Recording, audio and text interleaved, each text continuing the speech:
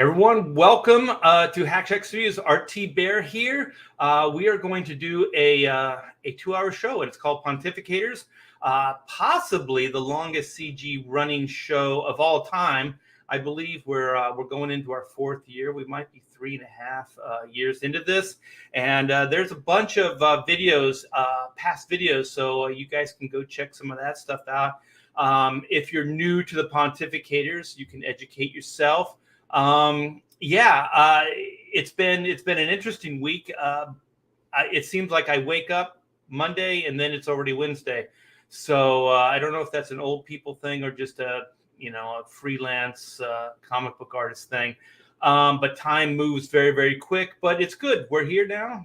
It's Wednesday. We're here now, and we are going to rock your world. We got who's keeping the gate. So that's going to be the topic du jour. So if you guys haven't heard, Mike Barron and Private American were banned from that site. So we're gonna get some insight on that. We're gonna talk about that a little bit, and then I'm sure we'll be bouncing around with all kinds of different topics and different things, as we always do. So you guys that are listening, if you haven't given a thumbs up, please do so. And also, this is a very interactive show, so feel free to chime in the chat, ask questions, make jokes, whatever. You can say stuff like this. That's always welcome. Or you can say stuff like this. Or you can say stuff like this. Hey, Bub. Bub66, Hell Art. Yes. So we got a great show for you guys. We got a full house in here. So we got a bunch of pontificators just waiting to get in. First, we got it's my brother from down under, and this beautiful brown man came my way via the chat. I mean, I was just live streaming once, and then Mr. Pedro Ang came in there and started hanging out, and he did a little animatic of black and white, and we've been friends ever since. So if you guys want to get on my good side, just do free stuff for me, and you'll get on Pontificators. So also, just I can't overstate this. Just a brilliant artist, brilliant cartooning. He's starting into comic books. His background is animation, so he's breaking into comics. And Black and White High Octane was his first comic book ever. And Mr. Pedro Ang. Hey, I'm a beautiful chocolate baby. How are you guys doing? You are, my friend. I always ask you. It's usually after the fact. I said, "Is it okay if I say, my brother from down under?" I don't mind. I mean, I'm not Australian, but hey, my country is below the U.S. It's to the south. Yeah, let's put another shrimp on the Barbie. On the Barbie. Yeah. All right. Well, what do you think? Should we bring the next guy in, Pedro? Yeah, let's do it. Let's not waste any time. Yeah. He is the backbone of the Pontificators. Without him, we really don't have a go-to guy. And he's always there when we need him. And he does this. He never has anything really to plug. He's always just, happy to be here. And my gosh, a big CG supporter. There's a lot of people behind the scenes, you guys, that they're not creatives. They're not, they're not getting the limelight. But there's people like Comic Book Bob that keep this stuff moving, keeps things, successful by promoting and talking about CG projects. So without further ado, let's get Comic Book Bob in here. What's up, my friend? Art, quit stroking me, man. Yeah, dude, you're reliable as a cold beer, Bob. No, I'm like Ringo. I'm just happy to be here. I also got what is he? He says I got a hole in my pocket, and then he's like, I got blisters on my fingers. I got blisters on my fingers. On my fingers. Citizen, I had to pay. We'll talk about that in private. Wait, to get on the show? Yeah. This is the high praise. Yeah, you guys just know, like, it's all payola. And the one good thing is if people came in early to the show, they pay less. So anybody who's coming in now, say somebody like, I don't know, Rob Hunter. That dude is paying through the nose to be on this show. Yes, sir. Yeah. You want that little booger eater on our show? And speaking of that, dude, he still owes me. Yeah, he still owes me some money. And this is I always say this guy right here is my co-creator. He knows the origin better than I do, but we were on some show. I think it might have been Chester Busby III's, or maybe it was his. Maybe it was Todd's YouTube show. And we just all hit it off. And so we decided to come up with a weekly show. And that's how Pontificators was born. So Mr. Todd Mulrooney, Mr. Rooney Dooney. What's up? I looked and we did a show about Dan DiDio being like, whether he quit or whatever. We did a show, and that was 1 January 2018. 2018. Yes. That seems See, like I told you it was longer than you were always like 3.5 years. So it's longer. It's like 4.5 years, right? I know. It's crazy, isn't it? And yeah, we did a show. It was on my channel, but it was Chester's. He was the host, and it was Coffee Akihabara, and it was like speaking to creators and stuff. And it was kind of a cool thing, but it really didn't find sort of its footing. It was just really an interview show, and it was like process. Me, I'm into process. So it was just, we were running the gamut between process and stroking people's egos. Well, I liked my ego stroke, so it was a good show. Speaking of somebody that needs his ego stroke, this man is up to his whatever in a legal battle, a very altruistic legal battle that I'm so hoping that he wins against Warner Brothers. It's one of those age-old creatives getting snaked by a very, very powerful entity. And we're so happy to have Mr. Chris Wozniak coming on the show now. So there he is right there, man. How you doing? Yeah, thank you.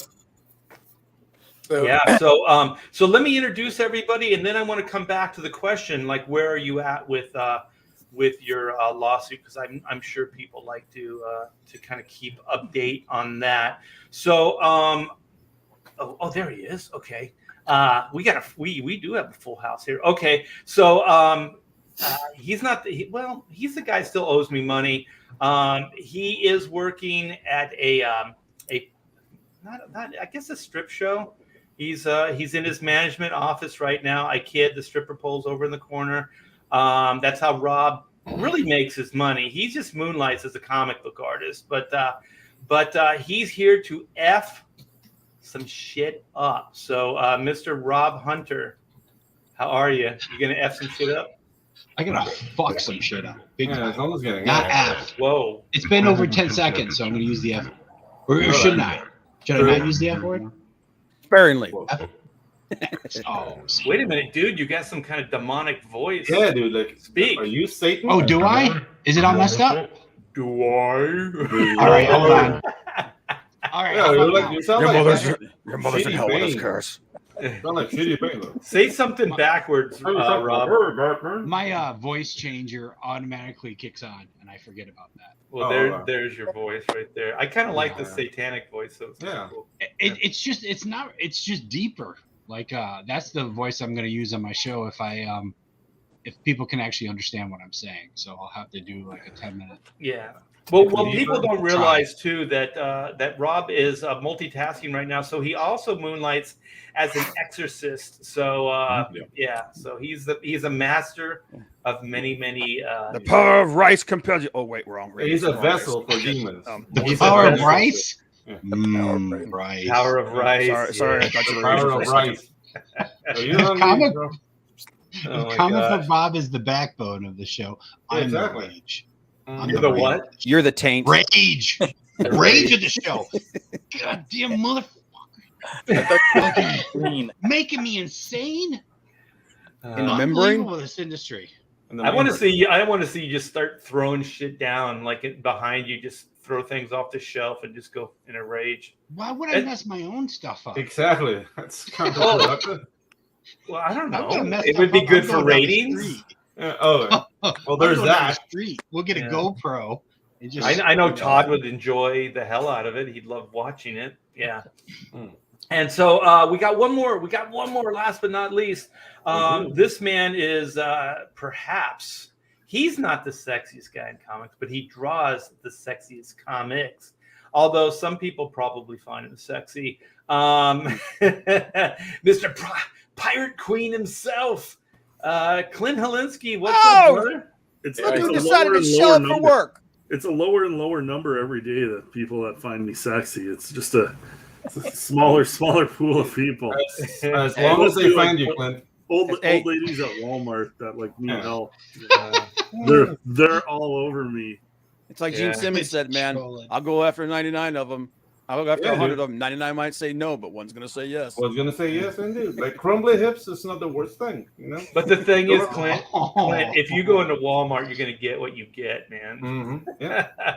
Yeah. You going into Hey. Walmart to score women. Hey, you go into Walmart. Yeah, the women in Walmart, they know the best. But like, hey, it may not be the best ride, but there's no line. Exactly. That depends. I go to a Walmart grocery that's next to a gym, and there's some smoking hot chicks if you go in about 6:30, 7 o'clock. Oh. Well, But that- buying- Yeah, but you can't Because- get to them because like the 400-pound one in spandex is blocking the aisle, and you gotta like kind of Oh. edge your way Maneuver. around her. Yeah. And just Yeah, wearing the short there's shorts. no washing that off once you've like rubbed up against one of those. There's no washing that off. Yeah. There's not enough of that that Purell that you get. You in go the supermarket. straight for the Clorox and like the wire brush, and it's still you still Nice. feel dirty. Yeah, dude. Yeah, you have to. What are you doing, Clint? Raven What Walmart are you I going to? told you, I'm at Walmart, man. You know, this aisles one- in Walmart are pretty wide. They Wal- are. Walmart will get to Latin America at some point. You know, We'll Clint, get a this Walmart. would be a great segue into the April O'Neil, the new April O'Neil. Dude. Oh, She does look like she could, be moonlighting She over looks there. like she shops at Walmart. Yeah. She looks like a Walmart greeter. Yeah, it's like, Oh, do they? Okay, so is it Target that has the greeters too, or is it just Walmart? Walmart's got the greeters. I don't think Target does. No, Target. yeah, Target. Walmart. Target's too highbrow, man. Yeah, exactly. Yeah. And the greeters also check your receipt when you walk out. Mhm. So Oh, they that's get a really double ghetto, duty. man. So they're doubling as security. Yeah, ghetto. Yes. stuff, dude. There- Old Kind of, Asian lady. Yeah, but there was some kind of scandal where, a couple of years back, where it said that the old greeters at Walmart, that basically they were taking out insurance policies on them. So when they kick the butt, these like they're hiring like 78-year-old people, and then when they drop dead, their family's not getting the insurance money. Walmart's getting it. So Oh, what a great idea. It's an awesome business, man. It's Right. capitalism. Okay, Richard's got some advice for everybody that's on the Zoom. Train station is good for picking up chicks. It's kind of a two-parter. It's an Train easy stations. getaway if things go wrong. I mean, but you need a kit for that. Like you need rags, chloroform, a bag. A trunk. What? Yeah. A No, trunk. picking them up. Yeah. Not kidnapping. There goes our monetization. Well, Rob already saw to that when he dropped the F-bomb. Yeah. Oh, no, Nah, he I waited. waited He over waited, 10 he waited seconds. more than 30 seconds. yeah. Yeah, Rob's a I would professional. never do you wrong, Art. I would never get in the way of your money. Yeah, well, you haven't done me right either, so. Oh, Yeah. it's true. It's Not true. yet, but the night is young. It's young. Oh, wait. Citizen Ronan says, I thought it was exorcist / male stripper. multiple how it jobs. works? I mean, in this economy, you have to diversify. So That's how he Multiple. exercises the demon. Is he does his male strip routine and like everything goes running. Multiple revenue streams. It's the only way to make the the mortgage. only way to, yeah. I still Okay, so let's get into real quick. See what Chris is all up Thank you. with his Warner Brothers stuff, and here's this GoFundMe that Bob put in the chat. So where are you at? I know that you're real close with Michael. Is it Uslin? Is that how you say his name? You guys are buds. My bud. Right. I've been getting contacted by people that are telling me fucking, same stories, that the guy fucking solicits, stories from people, and on the regular. And looks like he's been doing it for a long time. So, it's, and he runs around like, oh, I'm the, creative, person, writes Mastermind, yeah. Yeah, all that bullshit. And then, he does stuff like this, I mean, there's only one way that story made it to screen, and that's through Michael Uslan. I mean, I guess it could go through DC, but it went through Uslan, directly. Let me back up a little bit in case anybody hasn't heard. So Chris wrote a Batman story a while ago. Mm-hmm. Did you turn it into? Yeah, I turned it into DC a few times. But then, in 2008, I met Uslan in his card. I sent it to you. And I just didn't think about it anymore, because it's literally, even with the new movie, when they first heard it was a Riddler, I had a little chuckle to myself. I hope it's not my story, Oh. that's all I thought, and then it was like, I don't know, 2 years later until I actually saw the movie, and it was like, holy shit. Yeah, but it is what it is. But I mean, almost worse than that is that DC going to bat to protect them. DC Comics is suing me to take control of a story that I submitted 30 fucking years ago. And we all know what this is. This is them just trying to protect Matt Reeves and Michael Uslan. It's a roadblock. I mean, DC Comics has never, ever once in the history of the company sued to take possession of someone's fucking pitch. They've never sued a freelancer for, to take possession of a story that was never published. If anything, it makes them look more guilty. Of course it does. It's just like blatantly. Yeah, it does. It really does. Because, like I said, fucking 80 times, the usual response to this is, oh, we didn't see it. We didn't use your story. We never saw your story. This is all a coincidence. That's what they usually do. And this time they're basically coming out and saying, well, you didn't have a right to write that in the first place. They're calling it an unauthorized story. Even though fucking Archie read it, gave me feedback, let me pitch more stories. It's just bullshit. Well, let me ask you, okay, so how much, let's just say Michael was a good guy, right? And so he really liked the story. It had resonated with him. Like it was always there in the back of his brain, right?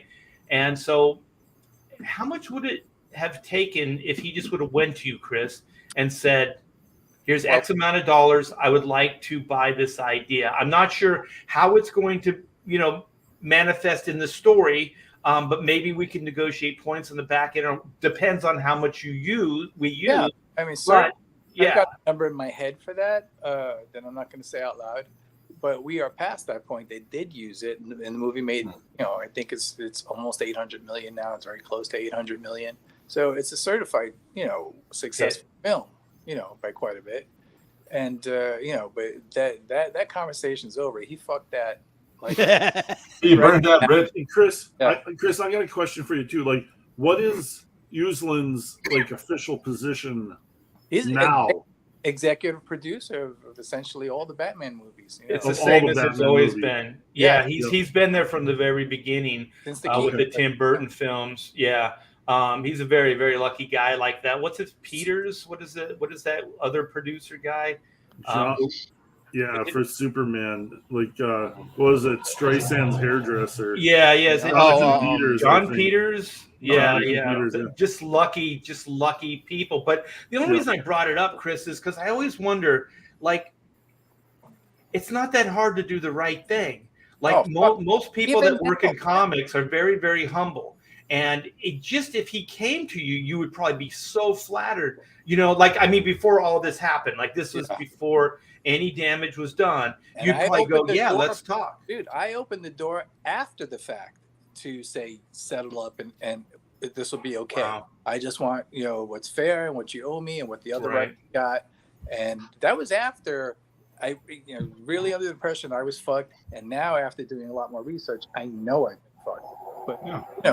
but even after, and I blew it up and everything, I left that door open. If they had come to me and said, "Look, it's fucking oversight. It was a mistake. We're sorry." I don't even need the apology. Right? I can't. That's not going to pay for my kid to go to college. So, but none of that ever happened. They went dark, and then fucking doubled down, and then we got this bullshit retaliatory lawsuit. I didn't sue. I sued Warner Brothers. I didn't sue DC.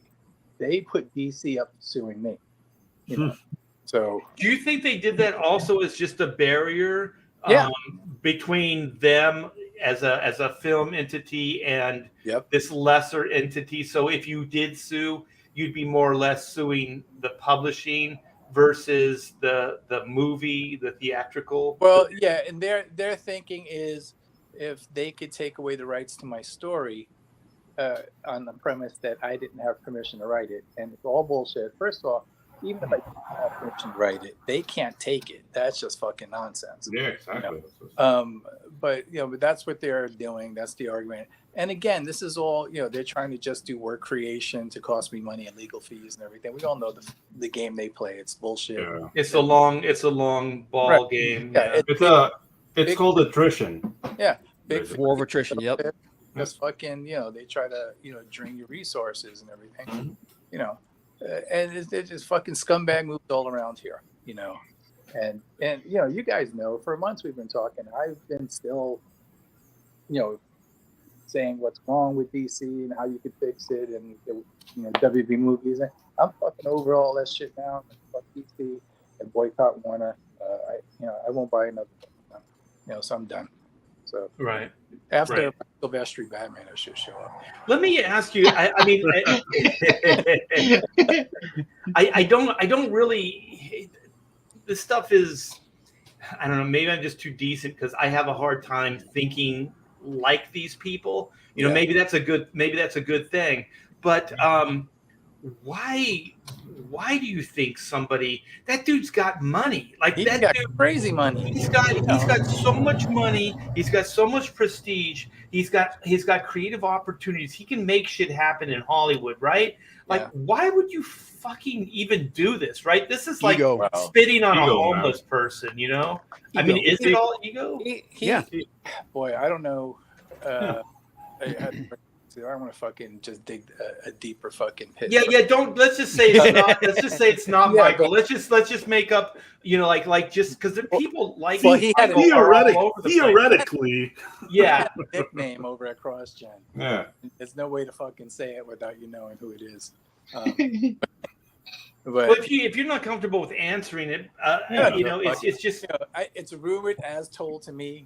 Rumor has it from people that worked across them. They used to call him Michael Useless. So it gives you an idea. I mean, I think that probably what the issue is that he doesn't have his own creative ideas, and it's just the mentality of someone in that position to take advantage of a regular working creative person. It's just fucking. It's shocking, and I'm with you where I like the people that work for me. I always make sure that they get paid top dollar, whatever it is. You know what I mean? You could ask fucking all kinds of comic book people about that. I go to bat for their fucking rights. I pay them as literally more than Marvel and DC pays them to work on these little fucking projects and everything. I treat every creative person is treated like fucking gold in my camp, and that's the one thing that I don't. Even when I have an investor. Like the number one rule, you fucking pay the creative people on time. We can't ever afford to disappoint or make our creative people unhappy, because how do we get good work from them at that point? So they're productive people, right? You hire the right guys, you trust them to do the good job and everything. Give them a little guidance when they need it, but you fucking pay them on time and you treat them well.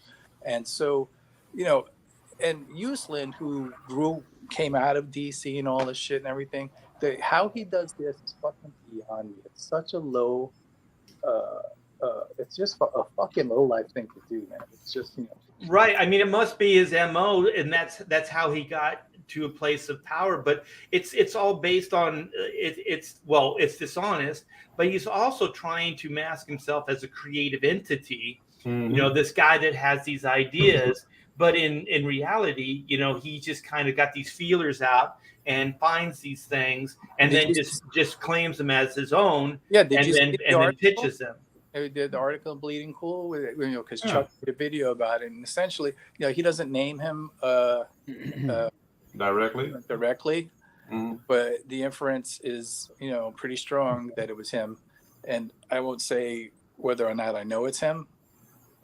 Yeah, but I mean, this is common practice in Hollywood, right? Yeah, but apparently, you know, at CrossGen called a meeting of writers, you know, and then fucking said, oh, you know, you know, whatever network it was looking for a new show, and asked all the writers to pitch ideas for a new show, and everyone's giving an idea and this shit, and then you know, they're all like saying, oh, I got this idea, I got that idea, and then when they get to Chuck Dixon is quiet, and he's like, well, you know, where's your idea? And he's like, I get paid for my ideas, I don't pitch them, you know, because they're working at a company, you know, that he literally said that this is for something else. It's not for the company. This is for a TV show pitch. And give me all your ideas, and I'll fucking go over there and pitch it. And then if it goes through, maybe I'll come back and give you credit. Yeah. So, you know, that old fucking thing, that chestnut. Where was Uslin a part of CrossGen? I think he worked up there because he was supposed to be a Hollywood connection and get them production. Oh, okay. He never did. He represented CrossGen to push all of CrossGen's properties and turn them into movies. Yeah, and obviously nothing ever happened to it. I was in one of those meetings. My input was, why would they break up Buffy and Angel and take them off the same TV channel network? I go, that's stupid. And he just looked at me like, what? Why would they do that? They had synergy. I didn't say synergy though. He just looked at me like, that's too Hollywood. Who's this idiot? He's like, who's this idiot? Yeah, but big word. You know, he taught a class at SBA, which is an art school in New York. You know, it's an art college and everything, where supposedly your assignment is for everyone to create a new property. And you know, oh God! Oh no! This is his curriculum. I've heard from several people already, and everybody's sending me shit. You know, a lot of people behind the scenes are fucking coming to me with all these stories and everything. Yeah, but it's like a pedophile trying to get a loan for an ice cream. Yeah, truck. but supposedly his classroom curriculum was for everybody to invent a property and design the character and come up with a story and a pitch premise. And everyone show that to me. God. Pitch me all your best ideas. What a douche. And then if anything happens with it, I'll come back and I'll give you credit. You know? Oh. No piece of paper up front saying, hey, you know, someone. But I mean, credits as in your grades. I'll come back and hook you up. Don't worry. Nice. Whatever. What a dick. It's like Scott Rosenberg over at Malibu, right? And, yeah, I remember that. Yeah, with those crazy contracts. I saw. Yeah, dude, like that chick that did like Super Kitties, like copying Starlight guy from Shane. Like she was caught copying another Kickstarter property with a show of like bad hair or something. Like yeah, for Nickelodeon. Yeah, note for note. Like this is common practice, guys. So yeah, we have to put distance with these assholes. I wonder if the Chuck lawsuit over Bane had anything to do with the way that Warner Brothers in DC treated Chris. Ooh. I wonder if they looked at how that lawsuit went. Yeah. And kind of thought, like, literally you could do a credit rating on Chris and go, how long can Chris fight this? They could do all that kind of stuff. I don't give a fuck how long this goes. I'm sure they have somebody looking into stuff like that though. Yeah, dude. How did the put that Chuck motherfucker lawsuit in a turn box and ask some questions. I don't want fucking settlements. If I want to go to fucking jury trial and have actual human beings or a fucking judge, any living person hear my story and his story and fucking call it. And I will fucking live with that fine, even if I lose, whatever. But I want to put these people in the box and fucking question them in front of everybody because this is put the screws to them. Yo, this is bullshit. The fucking clowns that fucking steal, and then when they get busted, they still don't square up and go, what is it to them to fucking, with that's what I was trying to say. Yeah, it's nothing. Like if he would have just came to you and said, "This is a great idea, Chris. I was in the DC office. I saw this thing. Absolutely. Let's talk." I'm not in any position right now that I can make anything with it, but I think it's a gem of of an idea that we can turn into something. Yeah. So I'd like to just kind of open the door with you, give you some kind of like what do they call those, like development money or whatever it is, like basically option the story from you, and then with some kind of like caveat, like it's for 5 years or whatever it is. And then he can hold on to it. He doesn't have to cheat anybody. Nope. You know, you don't have to feel like somebody ripped you off or anything. And then if something bigger does come of it, then in the contract that you guys went into, then you can renegotiate it at that moment in time within the parameters that are set in the contract. And there's nothing wrong with that. Absolutely not. Whatever you would be asking for or whatever they'd be willing to pay you, more like it would be a drop in the bucket, but literally compared to the money they made. Lunch money. They can't. Shockingly, there's very, very few people at the top of entertainment businesses that have that kind of like integrity or like business. No, but not only that, Clint. Like I think this guy's afraid that if Chris wins, there's like a trainload of lawsuits coming after, because this is not the first time he's done this. Yeah, but the thing is, he could have nipped it in the bud if he did like what I was saying. Like he didn't have to cheat him. You know, I think it's more of this. Personally, I think he's not a creative person, but he wants everybody to think he is. Yeah, so it's flawed. So he can take these ideas, mask them as his own, go up and talk to other creative people, and then feel like that he can hold his own. You know what I mean? Like I'm one of you, whatever. But the guy doesn't have a creative bone in his body. He's basically just stealing all the ideas from other people to make himself seem something that he's not. Yeah. Otherwise, you know, all he can do is go, I optioned this idea from you know Chris Wozniak. You know, it's a Joker or a Riddler idea. Why don't you read it over?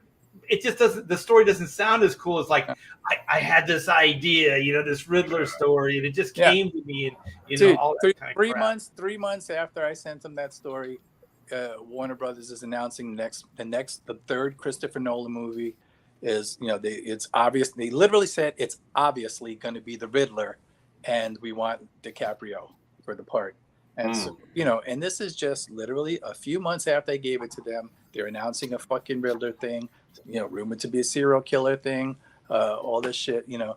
And there's an article where it talks about, like, first of all, when that third Nolan movie drops, every fucking headline about that movie is, oh shit, it's not the Riddler. Everyone assumed it was because they talked about it. So, you know, and so, you know, it literally is like, oh, Christopher Nolan's new movie has a title and the Riddler's not in it. You know, and that's literally how everyone reported it. Fucking dozens of articles probably said the same shit. And you know, but you know, at the you know premiere for that second movie in 2008, you know, they literally are announcing the next flick is going to be the Riddler. You know, and that's right after it. And you know, that was after the Joker, the Dark Knight.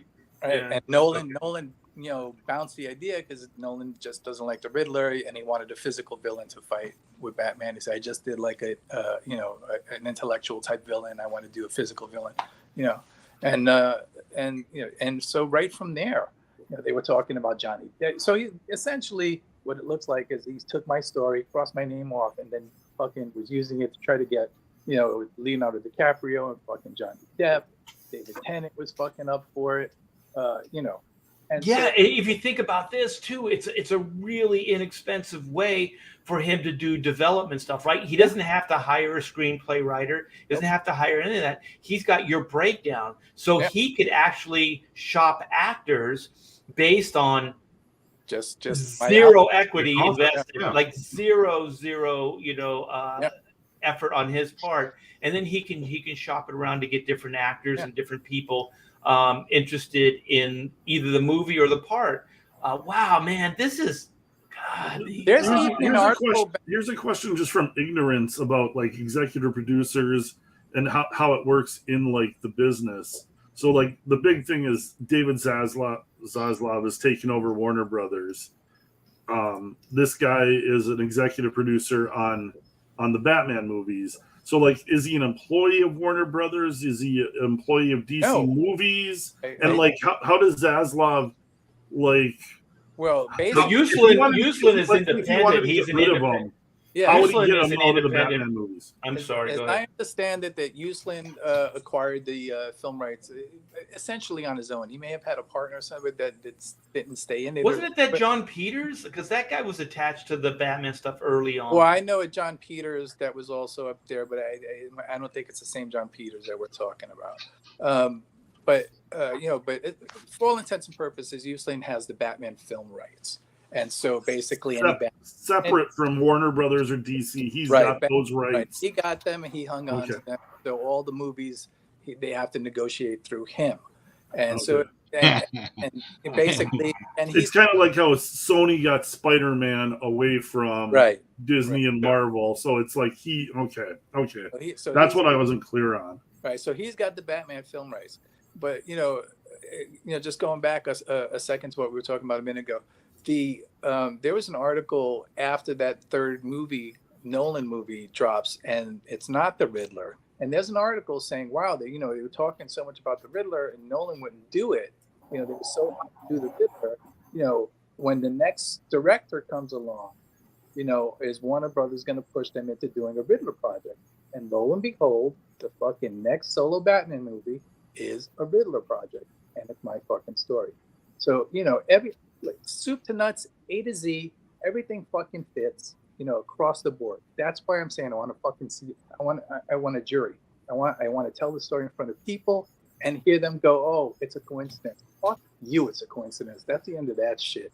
Let a rational person sit there and buy that. It's not going to happen. And even if they do, they have so much money. You could always lose. It doesn't matter how right you are, But it's thing where it's I just want to see this through to the end because it's just bullshit and they need to be called on it, and that's it. That's all that matters. Yeah, the only thing that makes any sense to me and is just that the reason they want to fight this is one, I think Bob was saying, you don't want to open the door to future lawsuits.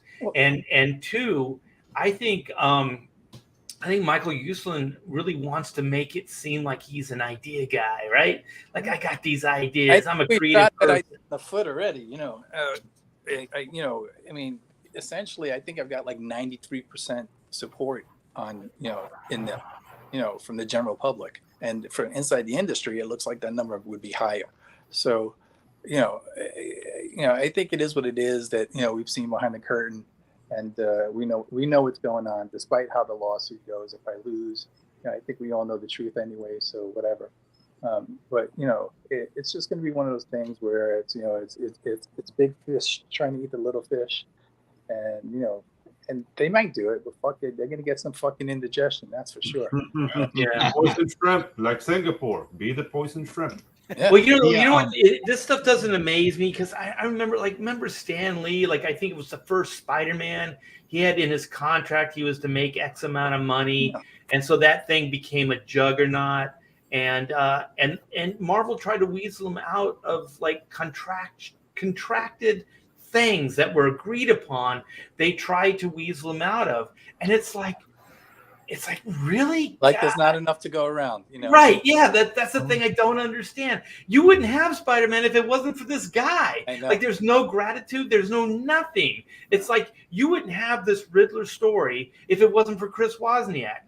Fucking acknowledge it. That's all he wants. He wants acknowledgement, and he wants a little payola. That's it. And I will fucking go on record again and say, like Matt Reeves, if and this is fucking to you, Matt Reeves. If you're gonna run around and say you wrote that story from scratch, I'm calling you a fucking liar. However, I will say that we all know that Warner gave you an outline of some kind, and that it's from my story. But I think he did a fucking great job. I like the movie. I think that Matt Reeves fucking fleshed it out and brought it to life, and I think he did a good job in finishing it. Not that. What a surprise! You like a big budget movie made about the story that you wrote. It was a really good movie, but the story really held up. It's an awesome story.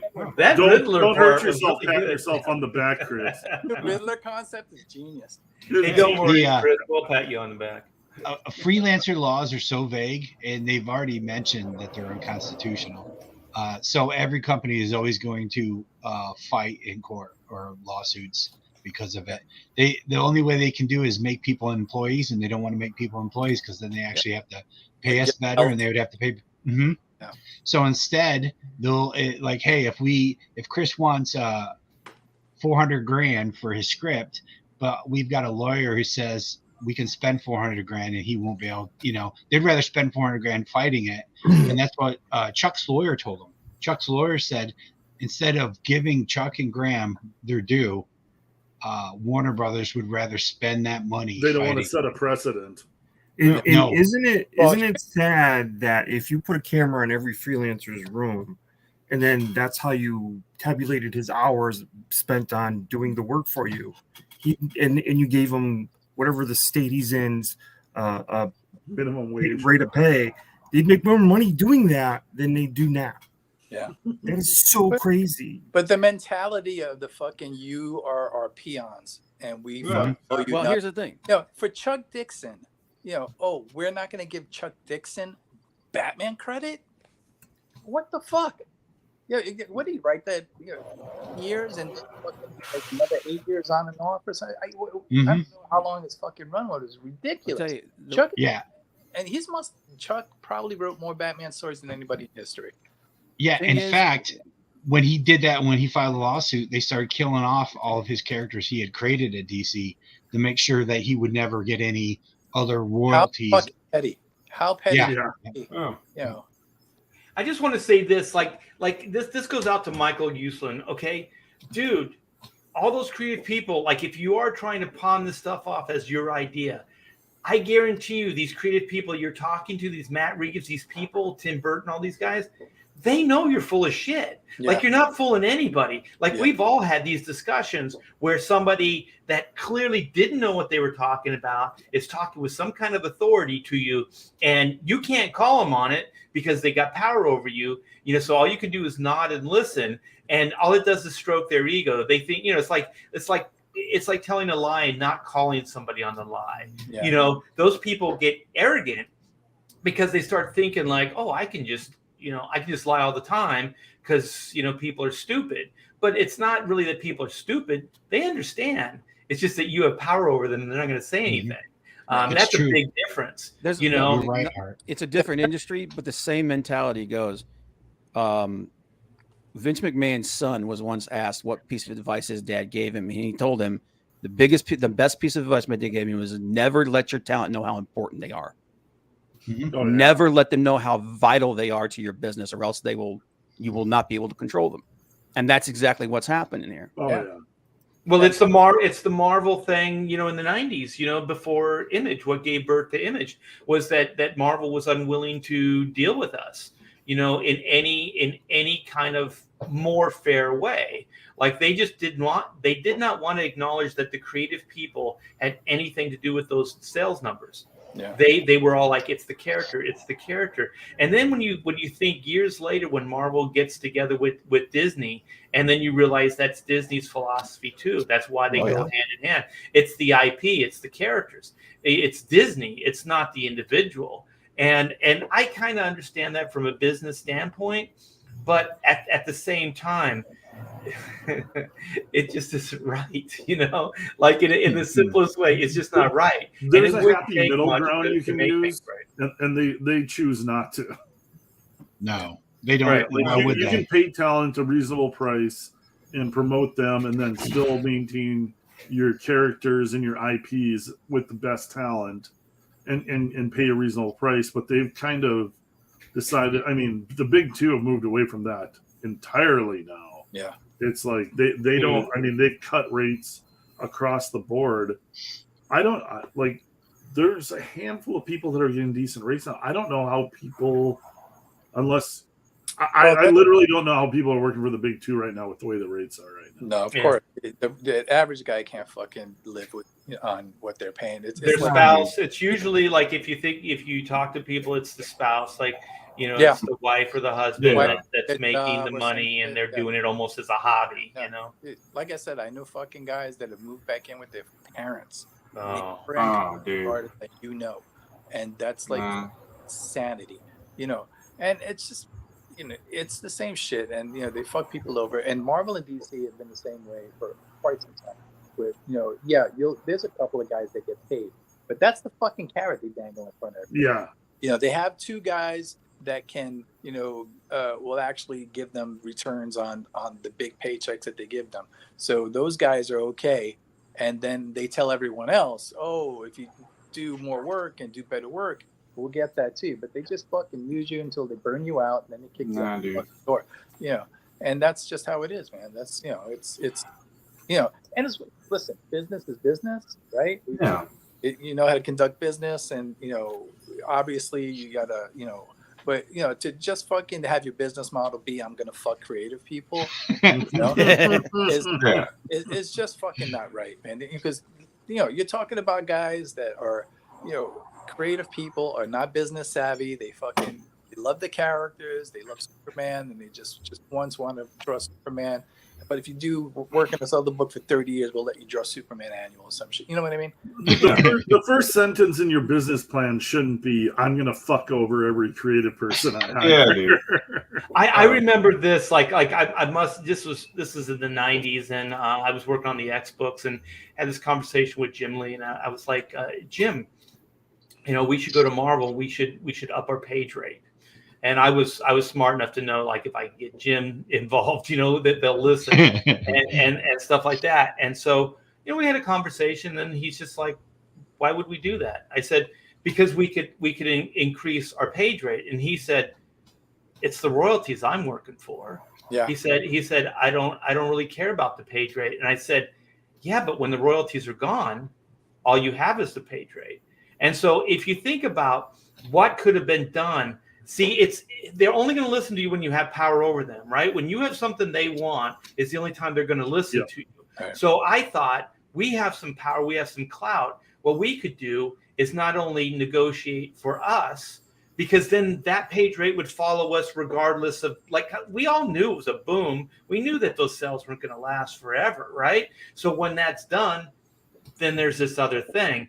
But I mean, Jim obviously had bigger plans than working for page rate. You know what I mean? So it wasn't a concern for him, but it was still a concern for me.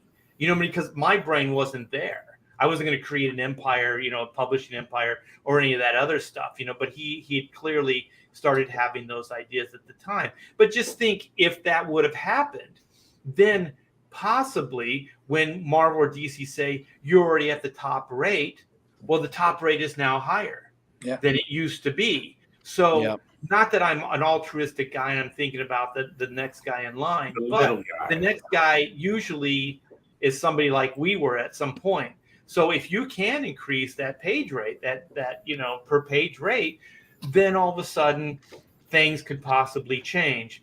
But of course it never happened, and I don't fault him on it. I mean, he obviously had a bigger fish to fry and all that other stuff, and we did do well. But when you think about it, it does kind of go into the whole, you know, image conversation, like compensation, you know, all that stuff. But I want to get, since we kind of are talking about gatekeeping, like one of the things is, like, you know, the title was like, who's keeping, you know, the gate. So there's always, like, who watches the Watchmen, like, you know, these ideas, like, so, you know, we like to think that we're rebels, right? We're blazing our own trail here, you know, Comics Gate, and we got, you know, our platforms and stuff like that. Well, there's Kickstarter, there's Indiegogo, there's Crowdfunder. I guess there's a couple others.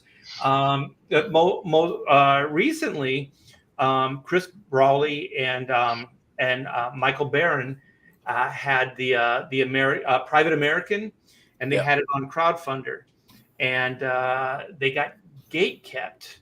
And so I'll grab the article and we can go over it real quick, just in case somebody's not. This is where 99% of the people are like, Crowdfunder, never heard of that before. Exactly, dude. That's the thing. Like, if you're gonna be gatekept, it's gotta be gatekept from something good. If you compare this to like a park, this is like the attraction is like a little baby cat with diarrhea, maybe. All right, can we back up a bit? Can we back up 1 minute so I can say something?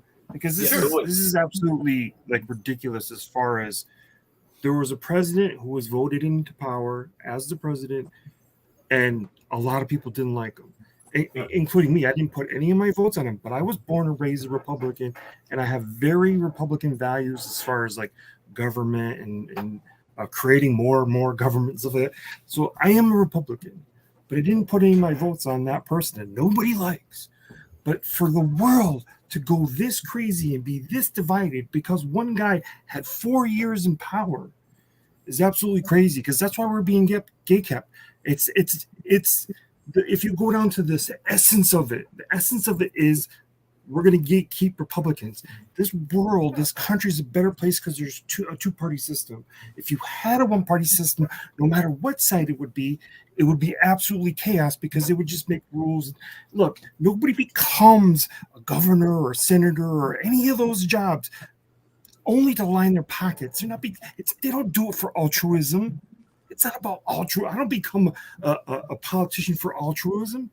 It'd be great if that were the case, but it's not. So if you're going to go and you're going to go, that guy's bad because he liked that guy or he voted for that guy, that's absolutely fucking crazy, if you ask me. It's absolutely crazy, because it's not what happened. Yes, half the country voted for him, and they did it twice, but they did it. You vote your party. Great. If you look at the population and decide, like, look at the numbers, how many Democrats are there, how many Republicans. It was just basically, it's split down the middle. When you had politicians who ran down the middle with their politics, which were like, I'm not too far from the right and I'm not too into the left, that's when the country ran really, really well. Now you got extreme politics. You got people that are really, really far left, and it's really not even this particular guy, but this particular guy that we have is absolutely insane, because he's just like lining his pockets with all kinds of money, and you're just believing everything he said. When he just said the other day, as far as like the deficit, do you know what has brought the deficit, like cut into the deficit? It's things like sports betting and casinos and things. There isn't a casino that has benefited any town or any state it's in. It's actually being funneled to the federal government to lower the deficit. So if you're going to sit there and fall for all this crap and act like we're bad on this side of the aisle, we're not. Didn't vote for Trump, and I hope he doesn't get the nomination. But I will not let anyone come into my house and tell me I got to do this and I got to do that and I got to act like this, because that's what's going on. And it's crazy. You're taking the words of Ronald Dahl, of Charlie and the Chocolate Factory, and you're changing them. And with a federal government grant-run organization, it's absolutely insane. Absolutely insane. Well, it is. And I appreciate your words, Todd. That was very heartfelt. Like when Todd speaks, he doesn't really speak often. But when he does, it's volumes. And I'm afraid to add this little point, Art. I'm afraid to add this little point because something might happen to Todd. But Crowdfunding is a Canadian company. It's not even American. Wow. So, and they're more ridiculous up there. Yeah, dude. Exactly. It's probably worse up there. Yeah. Oh, yeah. Well, the thing is, like as soon as NAFTA hit, like I remember having this thought, like it's over. Like, what defines our borders? What is America? What is it's gone? Like this it sounds good, free trade agreement, all this other stuff, but it was one step closer to the one world government. It was giving rich people more territory to play in, right? And so it's not even like local governments or state governments or federal governments, it's world governments. So what we're seeing, I think that's why you see, Canada the way it is and stuff like that, is because it is more world government. It's a one world way of looking they're at all in it. They're all there. It's a plan from here's a certain parallel group of people. Yeah. Here's a parallel, right? World War II, we go after the guy who commits all the atrocities and all the people that help them commit those atrocities. But we didn't go after everybody who went like this. We didn't. Because they were in a position, well, what do? We don't like this guy, but this is who we got. So everyone's falling in line, lockstep. I think personal opinion Trump is that It's not because, first of all, everybody, if you from New York and you know Trump and whatever, before he ran, you would have to fucking take a guess as to what his politics were. Nobody, you didn't even really knew. He wasn't fucking. Trump's not a Republican. Democrat for a while. Right. Yeah. I mean, he's a New Yorker. It's like, So, but the real issue with Trump is not that he was a Republican, is that he's a fucking outsider from the system. And Yes. Because even Republicans did everything to keep him out. I mean, fucking, like they did everything, but they couldn't stop him because, they thought it was a joke. But the Republicans and the Democrats are all paid off by the same people. Yeah, that's why they didn't want Trump in there. Yeah, he couldn't, because the people that were paying them off didn't want Trump in there. Yeah, they just couldn't stop him. So that's the issue. And the split second that he got in and actually got the nomination, 24/7 nonstop coverage of you're a racist, you're a every news channel. Literally, is still going on now, even though he's been out of office a couple of years. And it's just never ending, nonstop. Hit piece after hit piece after hit piece after hit piece, all day, every fucking. And Fox is the only channel. And Fox has been very critical of Trump. Everybody's like, "Oh, Fox is fucking Republican." Fox has been critical on Trump and called him out for his bullshit many times. And but that's the whole issue. It's that he's not part of the system. He didn't come up in it. They probably don't have pictures of him fucking little kids at the Epstein Island. Yeah. Oh, yeah. I guarantee. So here's the thing: if he was on that list would have been released yesterday. Yeah.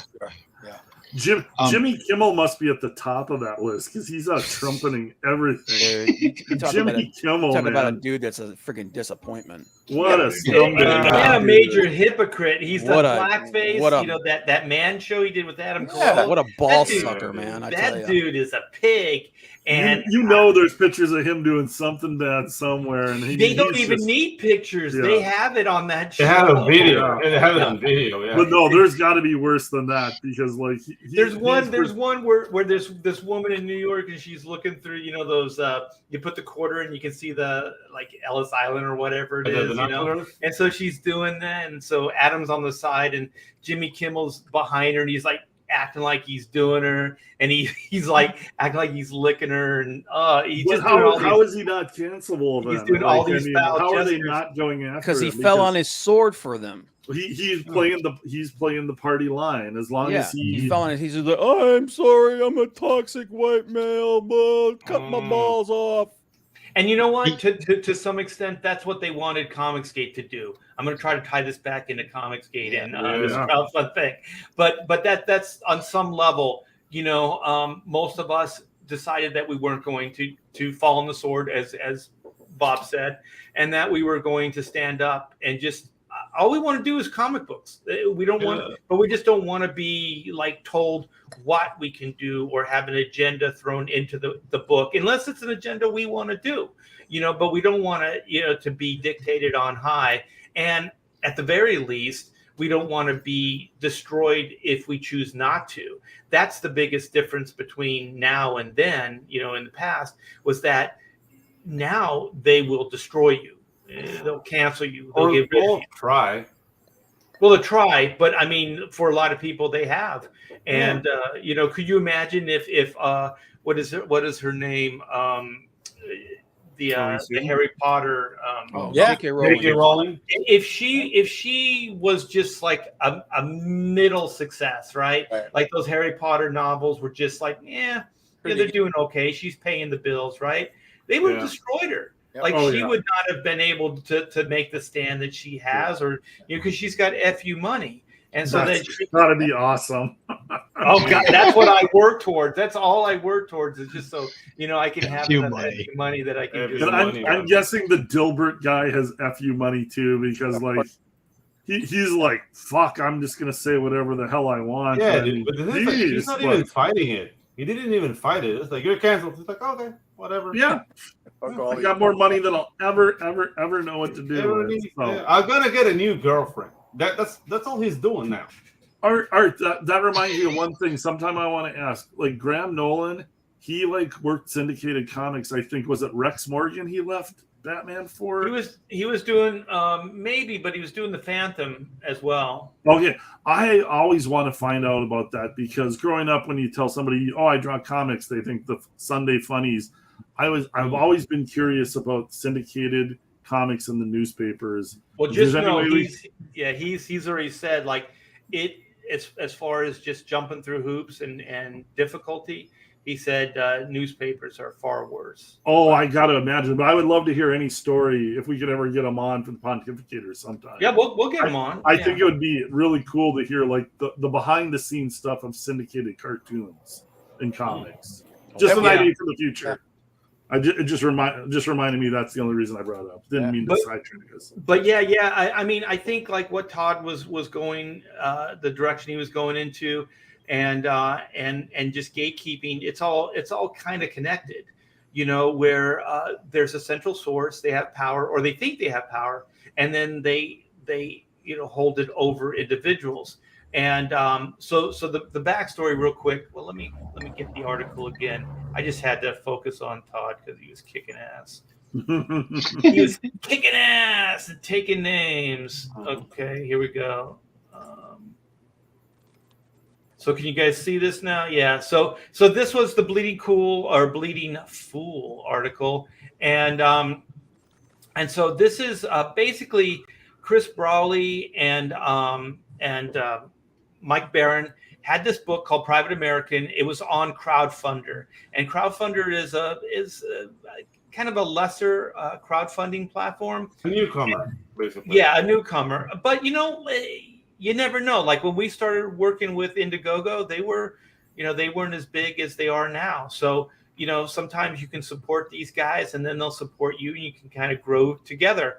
So they put this book out. I do believe that there was some,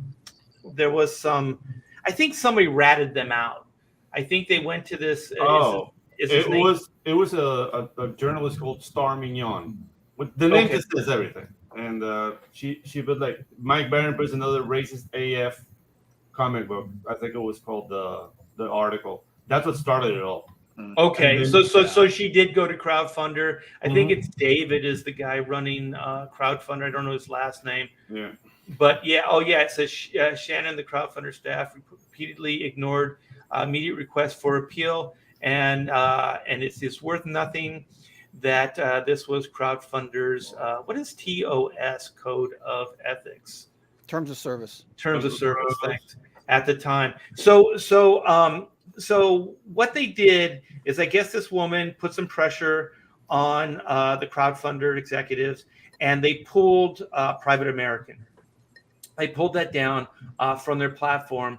And the thing is, this is the part that really pisses me off the most, is because I'm a provider for the family here, and this is how I make money. This is how I feed my family. This is how, I have a roof over my head. So when people mess with other people's income, I don't take it lightly. It really, really angers me. And so this woman, just because she thought Private American offended her, her sensibilities, and that she was, I'm just going to go back to the we're assuming her gender. It's gender, Art. Gender. Yeah. And so basically she gets this pulled from the site. And so then now whatever that, I don't know how they disperse the money, if you still get the money or if they just send it back. They probably refund it. I mean, and that's bullshit. That's your fucking money. You worked for that money. I don't like any of this stuff, because you're messing with the man's livelihood. And so then, this David and Chris Brawley have a conversation, a Zoom call, and David or Chris videotaped it. For right or wrong, he videotaped it and wanted to make sure. I guess this is just a standard thing that Chris does. And so Chris made it public what their conversation was. And so this David, this executive from Crowdfunder, pretty much admitted that it was just the name Comicsgate. It was just the name Comicsgate. And he even said, like, why do you have gate in it? Whenever you use the word gate, it's never a good thing. It's never a positive thing.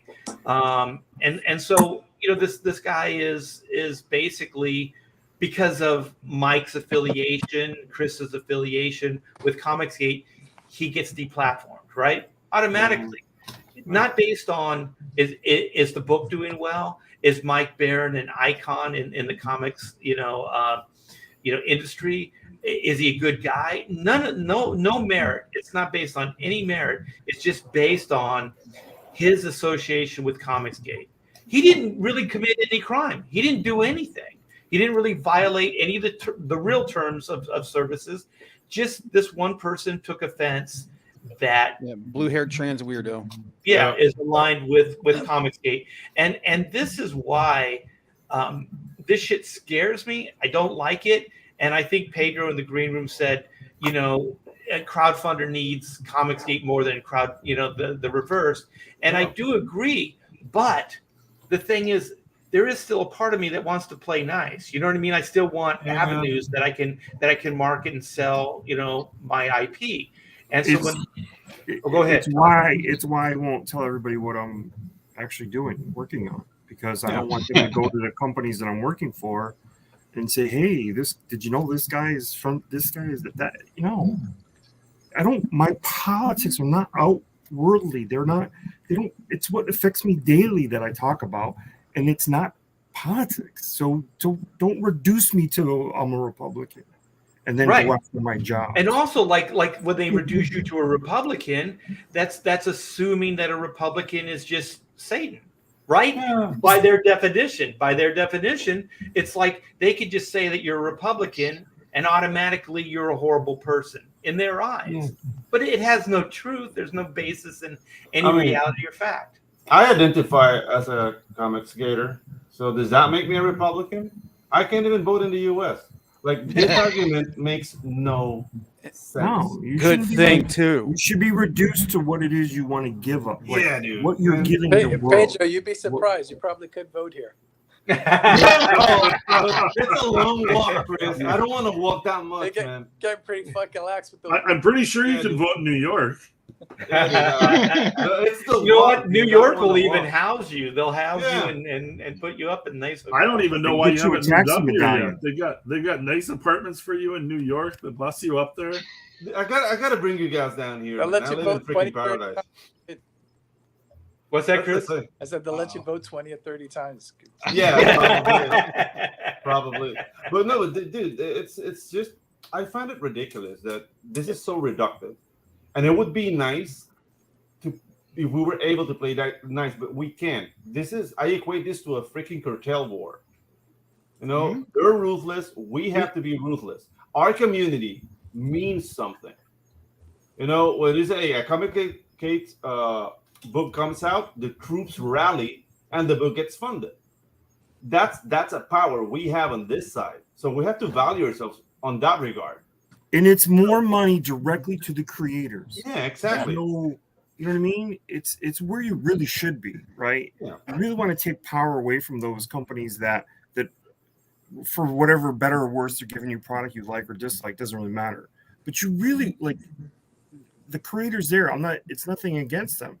But no, getting money into the creators' hands who are really trying hard to give you something that is fun and entertaining, man, you can't beat that because you can engage with us. You can talk to me. You can call. You know what I mean? There's ways for you to communicate with me, and I will engage back. Yeah. That's not something you're getting with Tom Taylor and Snyder and stuff like that. You're not. Well, getting blocked is kind of engaging, I guess. I mean, those guys treat their fans like they're idiots, and that's something that really rubs me the wrong way, man. And if we need a course for Comicsgate to be ruthless, dude, I can get like cartel guys how to make Colombian neckties. You know people. And this is how you set somebody on fire in a barrel of oil. No. There's one better. You grab a tire and you fill it with kerosene and you put it on his head and you light it up, and you only light up the head. God damn, Pedro. So yeah, like the guy. I was a joke. He's like, no, man, I got a textbook for this shit. Yeah, dude. Like, This is the new world. You don't attack the people, you attack their servers. Yeah. So you nah. thermite their servers. Okay, our You server don't need to doesn't touch run- the people. Dude, the server doesn't run like a chicken with the head on fire. No, It's but not when as it fun. dies, it takes everything with it. Well, One too, per- I do- you take care of one person, it's just one person drops. Yeah. You take out the servers, it takes out a company. Now, hey, Art of Roy has what he said. Ultimately, the only way is through your own crowdfunding style website. Do you think that's where we're going? Probably. I man. hope They're not. pushing us there. Probably. Yeah, I It'll think fragment us. It'll Yeah. fragment At some us. point, I wouldn't be surprised if there isn't a Comicsgate crowdfunding website. Directly. yeah. I mean, I've Well, heard heard rumors that the bigger guys are looking at, but I don't know. But it would Well, make Eric perfect July sense. has done it. I Yeah. think Yeah. Mandy. Shane has one. But I'm Mandy talking Shane. like an overall site that, like, if you're Comicsgate, Well, it has everybody on there. It'd be like I think eventually someone's a going to create Comicsgate like version of Kickstarter or Indiegogo. Yeah. I think. Well, Luke Stone is doing the Fund My Comic project. That looks promising. Yeah. Like they're putting like That's the they're trying to first make it attempt right. at like an actual. yeah. Yeah. But there's So, also yeah. I've also seen that some people are looking at creating like an indie crowdfunder kit that you can like if you want to crowdfund your own book, here's how you do it. Here's the You kit. make it your own Create your yeah. website. You create your here's how you do this. Boom, boom, boom, boom, boom. Yeah. I think if somebody if they do eventually create something like that, I The think only then thing- that the just only takes thing it to another level, and you don't have Yeah. to worry about these friggin' The only thing guys, about that is though Yeah. is then you've got each individual creator running a storefront kind of True. thing. yeah. Whereas exactly. a centralized Comicsgate thing that you want the more traffic because the smaller creators aren't going to get as much traffic. But Clint, And that's where I what's think- really important. What's really important. It's the community. Yeah. You know, You want the promotion traffic. You platform. want all of Comicsgate coming through that, traffic. and that's where I think Yeah. it's got to come from the top. Like Yeah. realistically, we're talking Ethan. Like Yeah, if probably. Ethan wanted to create a crowdfunding site, I think that's probably where. If that was to happen, that would be the most successful. The thing is, though, like I don't think it's going to happen. Just to be honest, No. I don't. Okay. I don't think it's going to happen from on high because the thing is, we're so busy just trying to do. That's the other books. part of it. And the thing is, even if we wanted to, it's just so time consuming and out of most of our wheelhouse. You know what I mean? Yeah. To put something like this together. What I like to do is like encourage if there's anybody listening and people that have these skills, Yeah. you know, there's money in it for you. Yeah. Like I thought like if there's entrepreneurs, it doesn't have to just be like IP creators. You know, there's all kinds of different people that can get involved and partner with Comicsgate. You know, there's printers, there's distributors. You know, there are a platform. You know, people that can develop platforms for us. You know, all kinds of stuff, websites. You know, all of these things are definitely part of what we will need and do need at this moment in time, and then there's money in it for them too. So if it's like you know Kickstarter or Indiegogo's taking 8 to 10%, whatever they're taking, you know, you could either still honor that with somebody coming in, or even go down to like maybe 5%. But there's another point, Art. The fact that we might come like with a central hub for Comicsgate, or everybody comes with their own store, that doesn't mean we need to stop using Indiegogo or Kickstarter or whatever. It's just that if anything but if happens, they're shadow banning, you kind of yeah, want exactly. to stop But using that's the thing. Like, if anything happens, it's like, hey guys, I have my store over here. Indiegogo was shadow banning me. That's fodder for campaigning. Like I'm shadow banned. Like so. But it'd almost I mean, be more. It'd be more fun to have a crowdfunding site that we knew was ours. Yeah, it's ours. Exactly. That like everybody Now- was like kind of ran their campaigns through it and backed it. You know. Right. Yeah. But that's That Well, we why because weren't worried also like the Wait, thing hang- about Indiegogo, I'm sorry, Chris, I'll just say this and we can go back to you. Is like there's a central hub. There's a place that we can direct traffic to. So if we had our own site, then we would all universally be steering traffic towards that like Indiegogo / Comicsgate type of site. And I think it could be good in the long run. But what were you saying, Chris? Well, I was going to agree with Clint in the sense that, like, I think ultimately there does have to be some home base for funding. with this. But and obviously Ethan cannot take on that. Right. Yeah, we can't wait for However- Matthias, man. However, he did register the name and everything. He can partner with somebody who That's the thing. Yeah. right can take who has those skills and just fucking lend them the name, and he could kind of oversee License it or license the name to that company, Right. but you And- need somebody that was their main focus is Right. running. Like the if site. this guy from Crowdfunder was more of a businessman, Yeah. what Yeah. he should have done is he should have said, you know what, I'm going to fully embrace this. Let's do like a CG platform. We'll have it Yeah. on Crowdfunder, and it'll be kind of a site that's connected to this site. That, or if part he of was that site. smart, that's what he Yeah, should have exactly. done. But that guy, like he read corporate. You know what I mean? Like he has no idea like what's happening in this creative environment, and Well, all that- the information he had in that interview was secondhand or third hand.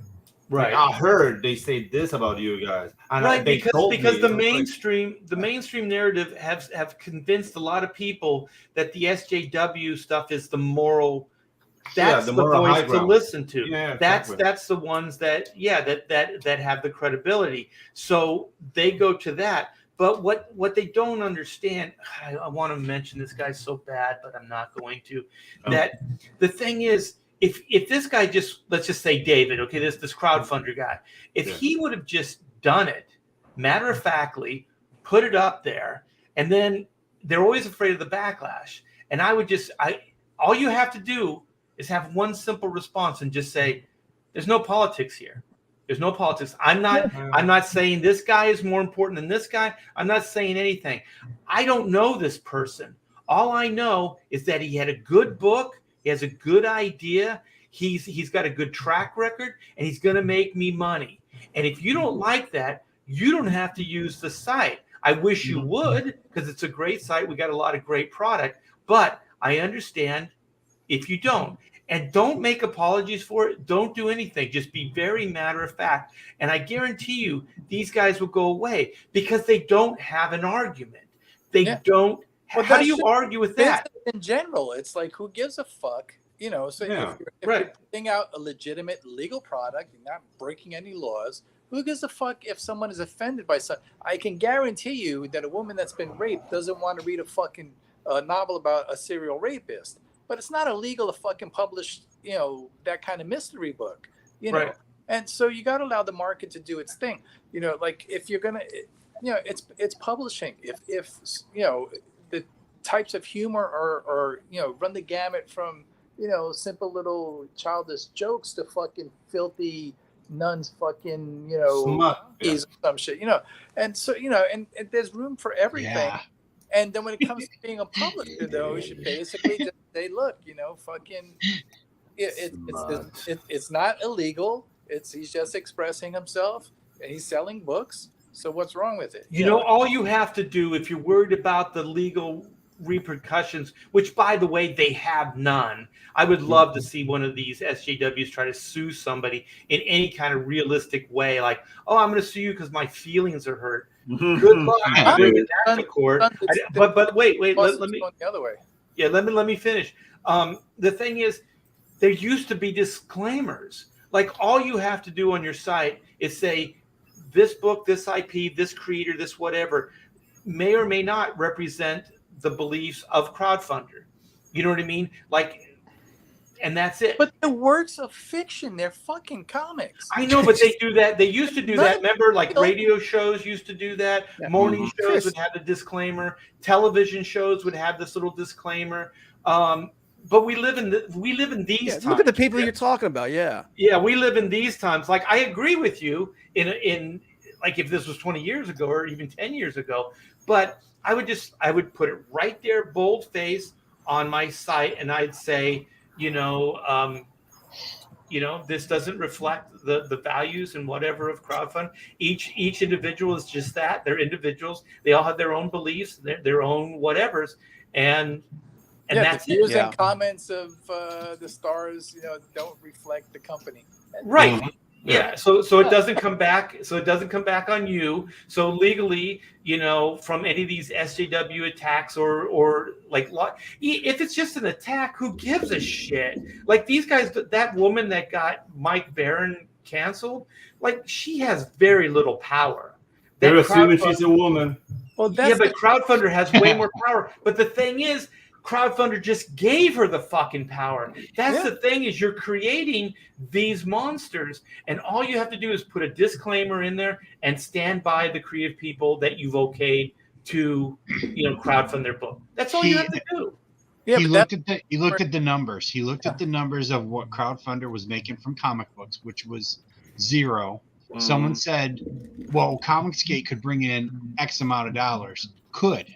And he said, oh, they could. He goes, we also could get a lot of flack if we bring in Comicsgate, but this is how much money we make on all the other technology bullshit and everything else. And he said, no, I don't even want to bother with it. Screw them. It's just one book, right? It's just one title. So why get involved? He's worried about the potential of all the technology crowdfunding. And that it completely makes sense. But the thing is, this could be one of his tech things. Like, this doesn't just limit itself to comic books. These people are permeating and getting involved with every aspect of life. So eventually, they complain about? You create a widget that somebody thinks looks like a penis, and then they're fucking raising hell, and they're gonna fuck some shit up, right, Rob? Oh, it's a penis lightsaber.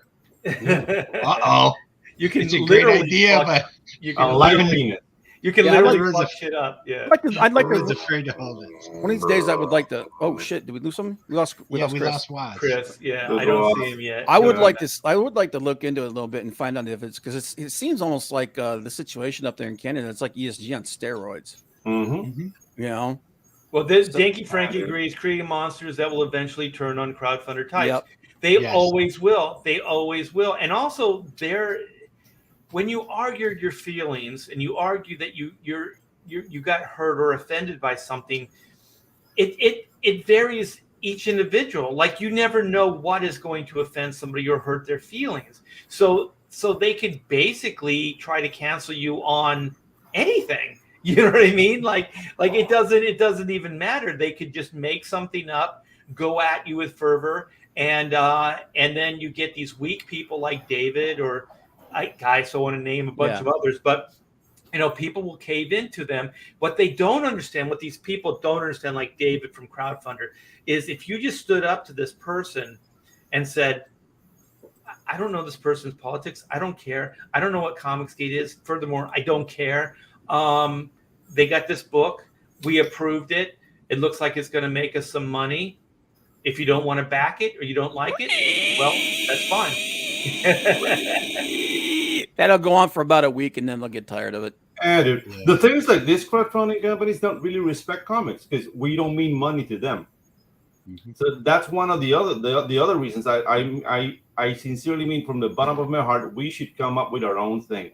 Keep on using Indiegogo, keep on using Kickstarter, but we have our own island. So if something happens wherever, we have our own bunker. Yeah, basically. Exactly. You're the new Torquemada. Well, that's the ultimate goal, is to have complete independence, and that's. Oh, Chris is back. Hold on. God damn it! We can't there he is. I heard that. Clint, did you get shadow banned? Did you get shadow banned on Indie? No. Okay. No, not that I know. That kind of stuff's okay. Just like the words you say, It's just like Art of Roy was talking about on Twitter. You got to be careful what you say, but porn and grooming are okay still on Twitter. Wow. So, dude, I mean, speaking of my next idea, didn't Crowdfunder had this like book called Kitty Butts or something? Oh God. That's on Crowdfunder. It's like boy butts or something. Right?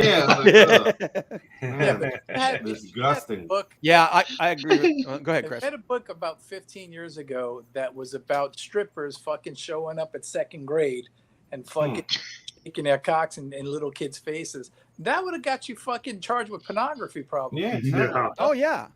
Yeah, dude, we've reached peak insanity. Trust me, man.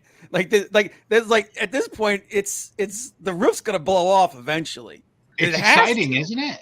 Shit's gonna start burning. Yeah, dude. It's like eating popcorn at the end of the freaking world. Oh yeah. You guys remember the creator that they went after for something, and then the legal defense fund got involved and stuff. But it was back in that sort of milk and cheese days. It was yeah. Oh, that was what the comic book legal defense one was created for, was for that guy, right? Well, wait, I just want to take a moment. I think so. Yeah. This is a boy Boy butt butts. right here. Boy Yeah, butts. this is some Oh boy butts. no! Yeah, heroic. look at that. He's crossing out the American way. yeah. So heroic, man. Real. I how never communist. worked on Superboy. Truth, I said I justice, will not work on American way, Superboy. and they're really literally just shitting on it. You Yeah. know? Yeah, they're destroying the legacy, man. Yeah, Richie Dube is like, the fuck is this? Yeah, I agree, man. But it's okay to have a cross-dresser shaking their dick in front of 5-year-olds. Yeah. And the Well, moment because what they're saying, it has nothing to do with. That's the hardest thing to wrap your brain around. This is about Marxism. This is about, if you say it's black, they're going to say it's white. Yeah. That's a great comic book. Everybody should back it. Yeah. But the thing is, it's the emperor's new clothes. It's power. And if they can get you to believe a lie, they can get you to believe in things that fundamentally aren't true. What is a woman? All of this stuff. Then that is real power. Yeah. And it's Marxism 101. So what they're really trying to do ultimately is just to try to destabilize everything. It's the only thing that fundamentally makes any sense at all, because it's not just comic books, it's everything. Yeah, but the best weapon against that is mockery, man. We have Right, to call it yes. out. Yeah, but when you have people that are entrenched in government and not in some bullshit level, fucking high up people that are engaged behind the scenes and fucking that is almost unimaginable. You think about people in the FBI. How do you get those guys together? How does this work where you find enough people? My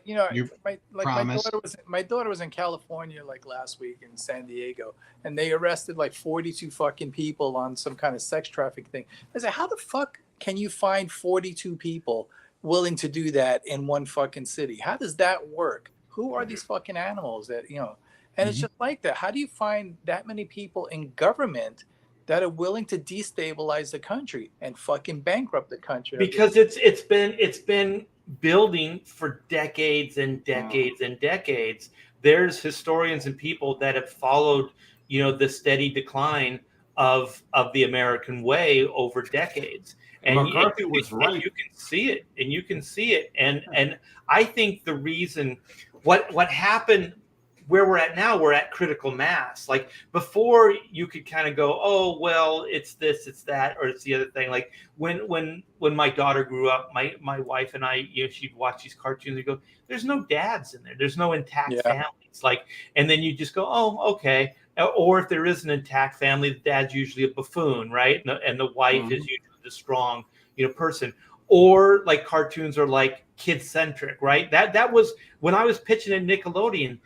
That's what Nickelodeon was about. It was about kid empowerment. So all the shows, the kids actually would school the adults, right? That was the basic stuff. So these are all things that slippery slope arguments, right? They get you to this point. And we would watch those things in the day and just go, oh, well, you know what I mean? But now we see it and it doesn't seem so harmless. Now we see it and we go, oh shit, people are getting hurt. People are getting canceled. Livelihoods are getting stripped away from individuals just based on somebody's feelings.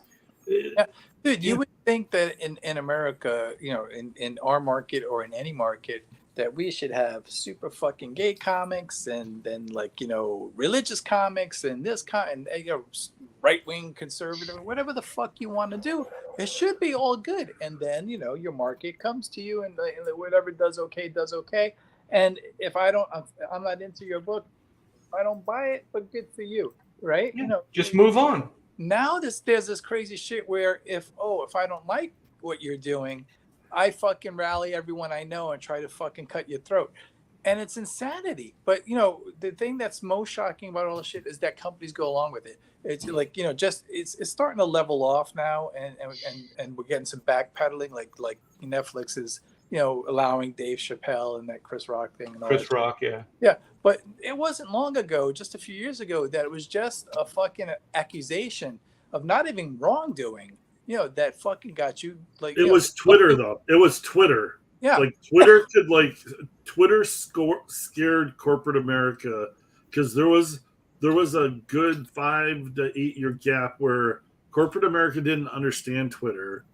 And didn't understand the internet. And executives thought those opinions on Twitter mattered, and that's really what pissed liberals off about Elon Musk stealing Twitter from them, because it took away that power. It's like they had their the bully? Is it the bully pulpit to like? Is that? Now they're going after him because and that's what the liberals were using Twitter as. Yeah. If you were an executive in corporate America and you stepped out of the line of our political agenda over here, we were going to come after you on Twitter. And it might have been just a few people, 10, 20 people.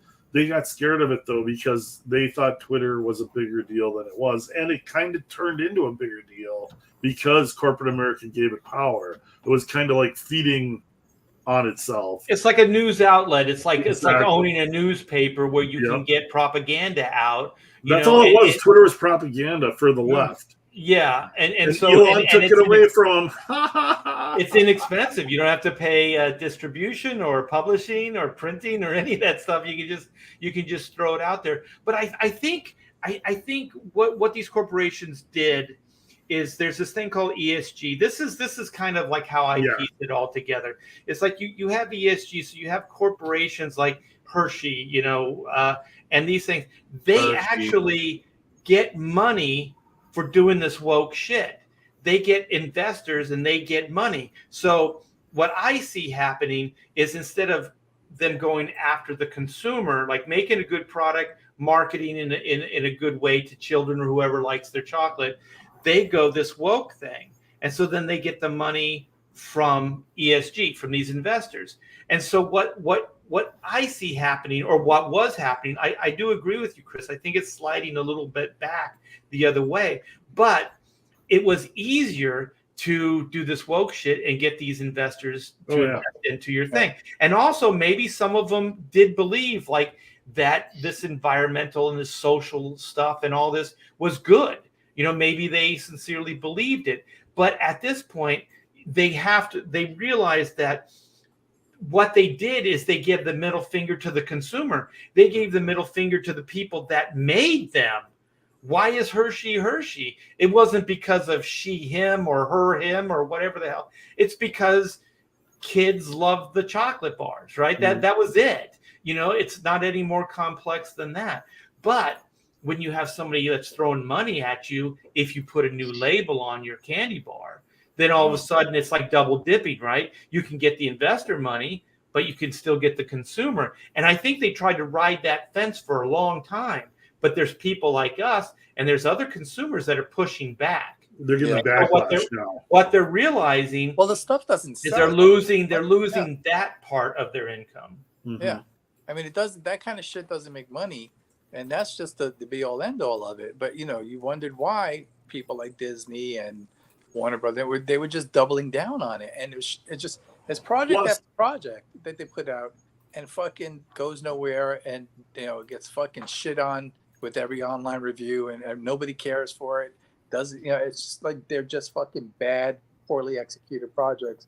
Plus, ESG has been exposed now too. Yeah. It's like we were all wondering why are all these big companies going this woke route? Yeah, the majority of it was for that ESG money because corporate executives, they don't care. It's like, oh, we're selling a product and we can get investment money from ESG by putting out some woke commercials. That's just more money that fixes our bottom line. Get that money now they're getting exposed for what they're doing. And I think the arrogance on their part was, I do believe they thought that they could double dip. Yes. I do think they thought that they could fuck over their consumer base and still try to woo the ESG, people. But what they're starting to find out is that it's not going to always be the case.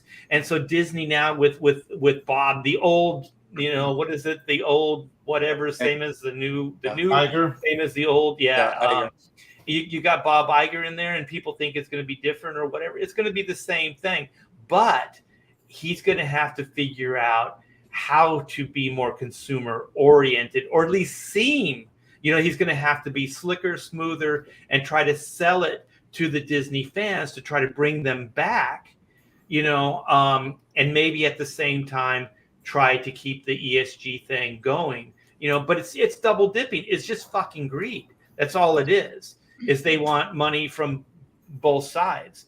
And I think they're finding out, just like us, you have to pick a side, right? Mm-hmm. You can't be complacent with it anymore. Like society is just like if you were middle of the road American and you just kind of saw both sides and whatever, it just doesn't seem like society has a place for you anymore. If you're a corporate executive and you're depending on ESG is socialism. I mean, pure and simple. They were trying to like circumvent capitalism. Guess what makes you money? Yeah. Look at every experience. If you're counting on socialism as a corporate executive, guess what? You can kiss your company goodbye in the next decade. Well, they're going to be running back to capitalism because capitalism is the only thing that really makes money. And they have that meeting. They have that meeting once a year at Davos. They do the Davos meeting. Oh yeah. And the thing is they all get together and they get told what's going to happen in 10 years, what's going to happen in 20 years. They know they're going to lose most of their consumers. They're going to lose half of everyone buying stuff because of AI. Half of Americans are going to lose their jobs. So they know that. So they're like, how are we going to keep this company alive? And at the same time, that's how you get the FBI on your side. That's how you get the politicians on your side, because you're like, here's all the things that are going to happen. People are not going to be able to afford their houses. People aren't going to be able to afford movie tickets. People aren't going to be able to afford all this stuff. So what are we going to do? How are we going to figure this out? So all these little things that they do, it's a giant stew of getting to the same point. And it's really scary. I mean, you see it right now with electric companies. They're closing more power plants than they were making that they're building in America, and it's because you will see sections of the country where they have to turn the power off all the time. So what do you do that? When you do that for 5, you do that for 10 years, what happens? People will move to the places where the power is always on, which is those new smart cities of the future. How do you get Art T-Bear to move out of his house? How do you get Clint to move out of his house? How do you get Waz to move out of his house? How do you not make him move out of his house? How do you make him want to move out of his house? Well, when the power's off, 60% of the time, but the smart city, the power's on all the time. 50 years of winter also did it before that. Yes, but it's all little things, man.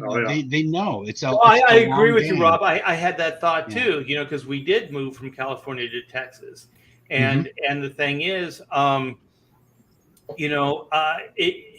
it seems really hard to fathom that this would actually happen. But if you have overpopulation, say New York and California, right? Well, how do you fix that problem? People are still moving in droves, right? It's overpopulated. Well, New York City, what you do is you destroy it, and then you force people out. So the people that can afford to stay will stay, and the people that can't, and not that I couldn't afford to stay, I just didn't want to. I didn't like the politics anymore, or the homelessness that was invading my my area of town. So then that's what happens. So like Rob was saying, then you kind of have these mass exodus to these other places, and these other places are usually places that have more room, like Texas or Florida or Tennessee or these places. So it could just be a way of population control. But they don't want you to move there. They want you to move back into the cities. So your power goes. The city's powers won't go. What they do is they get rid of the suburbs so they can build giant apartment complexes and move everybody back. Yeah. Maybe in time, but in time, yes. But they're not looking at 2 years. They're looking at 10 and 20 years. Well, the only way you're going to sustain California is for it to become New York City. You're just going to have to rack them, stack them, and pack them. Yes. Because rack them and stack them and back. Chopping that meat. You know what I mean? Because it's the only way. And the thing is, man, no one's going to own any property in California. You'll own nothing and like it. Yes. That's exactly the plan. That's their plan. You'll own nothing and like it. And the thing is, like, ownership is illusion anyways, because if you stop paying your taxes in most states, you'll lose it anyway.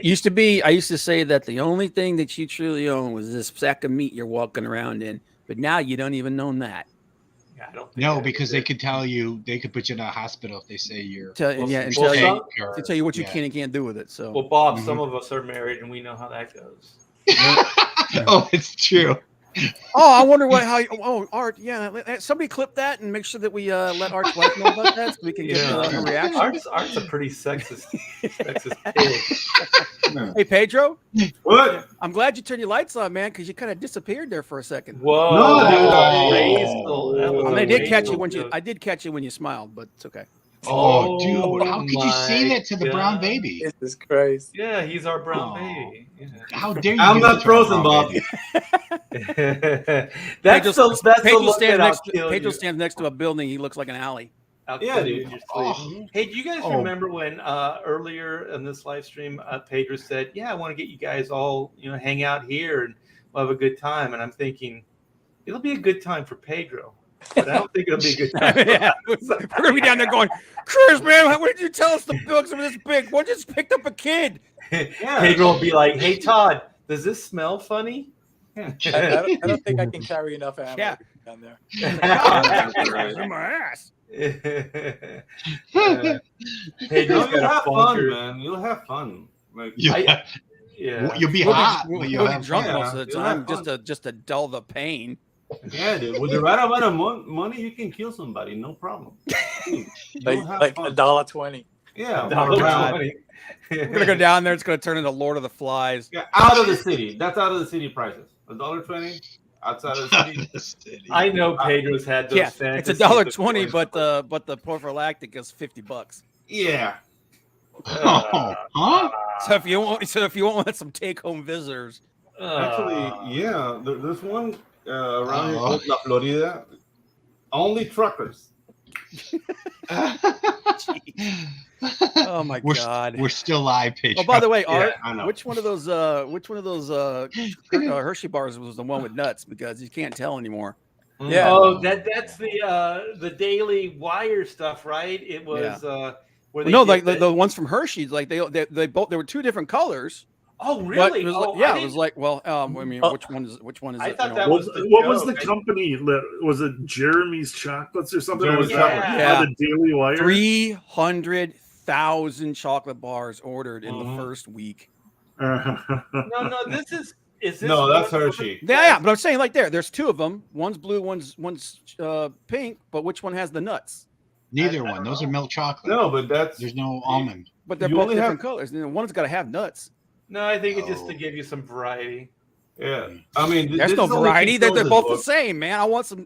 No, you have two choices here. You have chick with dicks or guys with tits. That's what you get here. Okay, there are no chicks with dicks, only guys with tits. So this is, I guess, what Hershey thinks of women. It's I think I killed Todd. Yeah. We okay. These are the traits. If a woman, eats this Hershey bar, persistence, fierce, steadfast, kind, genuine, helpful, limitless honesty, resilient, brave, gentle, unique, smart, strong, stop. You lost me at honest. silly, patient, motivating, and what is that? International? Intentional. Oh, intentional. I want to throw myself under a river, man. Use your bifocals. Yeah, I can't. No, you lost me. You lost me at honest, man. Well, the thing is, Honestly, it's like, honest. the thing is, I don't think they could fit any more like really nice things on there. I was expecting you to say I don't think it could fit any more bullshit. Exactly. Yeah. Like, cool. Backstabbing, angry, conniving, mean, manipulating. Manipulated, paranoid. resentful, Sad. spit in your food. Oh, You know they do. You know your wife is spitting your food. Argumentative. Oh my God. Rowdy. Here's your Man. favorite chicken Parmesan, Rob. It's Rob's Ramon's like International smiling. Day. How dare you, sir? How dare you, Yeah, sir? my My God. wife is all those things Hey. that Hershey says she is. You want to know? You want to know what's better And than then you know what's better than shitty chocolate? Great comics, man. And there's a couple of really great Yeah, things yeah, on here. let's- So why don't we promote some of that shit? Let's Yeah. do this. Okay, Pedro Eng has Tropical Magics. Ooh. Is it a Second chance, sign-up baby. page for Kickstarter or Yeah. what do you got? Yep, I got it. It's a sign up page for a second chance campaign, and I didn't play my trailer last time. I have a trailer. It's the same trailer but with the Kickstarter logo. So let me just share it real quick. Oh, where is it? Where is it? Okay, here. Where is it? I'm doing my Batman voice for Chris. Where is it? Christian Bale. It's always the thing. Nice The dreams, the guilt. It was our fault. We are the monsters.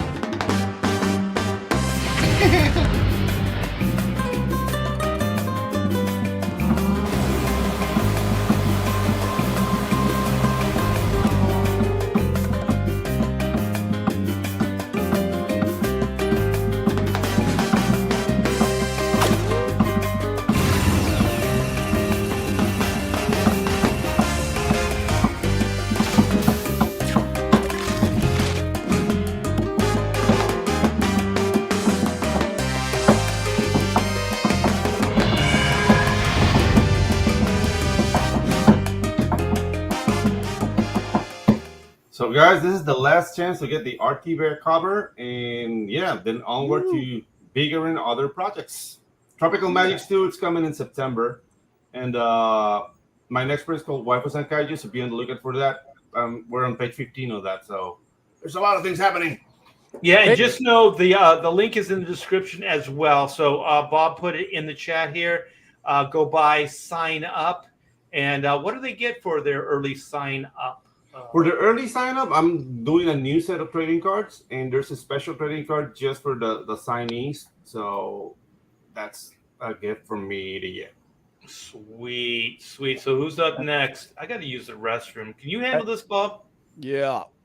Pedro, real quick, are you doing sound on your animations as well? Yeah, I do everything. Wow. I do Foley sound. I do everything. Awesome.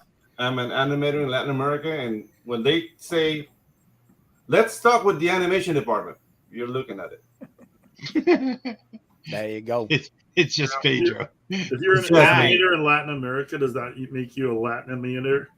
Lanimator. Oh, hey, Randy just said just signed up for Tropical Magics. All right. Yes, sir. There you go. Yes, sir. Get in That's there. how it's done. Get That's how it's done, baby. All right, let's go clockwise. Chris, you got some, book about some chick, right?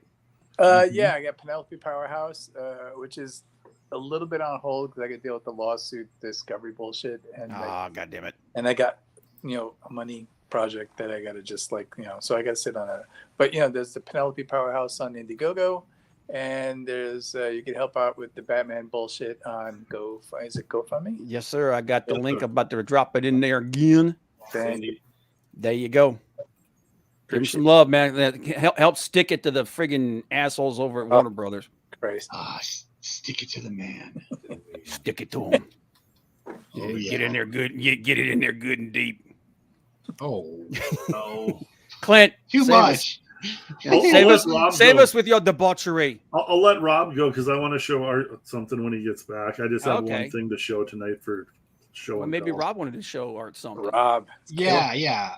So let me go to, because I want to present, right? Well, I can't. So I can't. I have. Oh, there's Art. He can. Oh, I he can can go Sorry now. about Give me that. a second, Where are you Rob. guys at? No, you gave it up to Rob. It says. Okay, that's fine. I did not give it up to Rob. Yeah, you Yeah, gave you it did. no one. I made Rob. Yeah. I made I Rob heard it. work for it, Bob. I heard it. All right. Rob's sharing his screen. Art. I don't So see it. present. Present. Present yourself Share to Art, screen. Rob. I see Clint's, but I don't see Share Rob's. screen. Rob's is coming. Expose Calm yourself, down, you Rob. geriatric. We could go All right to Clint. He's already ready. There. I offered, but Bob said no. No, you passed it to Clint. This is like the classroom. Shut the hell up, you know. There you go. All right, here we go. Death Raider graphic novel by Mr. Hunter himself. Hell That's yeah. me. Yes. Very cool. You got the spotlight, Rob. Take it. Take it. Oh, okay. So let me scroll. Do we play the trailer or not? We've all seen the trailer. Will right? we hear it, Bob, if he plays it? I don't know. Are you should. sharing audio? Yeah, as long as I think it automatically shares audio now. So Okay. Yeah, I can hear it. Yeah. You can go full screen, Rob.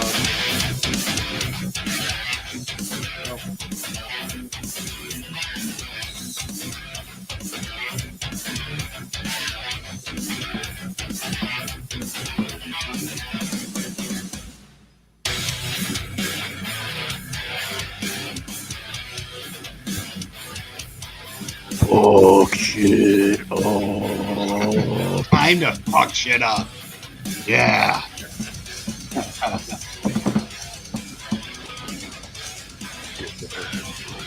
Damn double bass. Yeah. That looks fantastic. Oh, Yeah. thank you very much. And here's the covers. Cover A. Yep. This is cover B, tune-up That's cover. killer.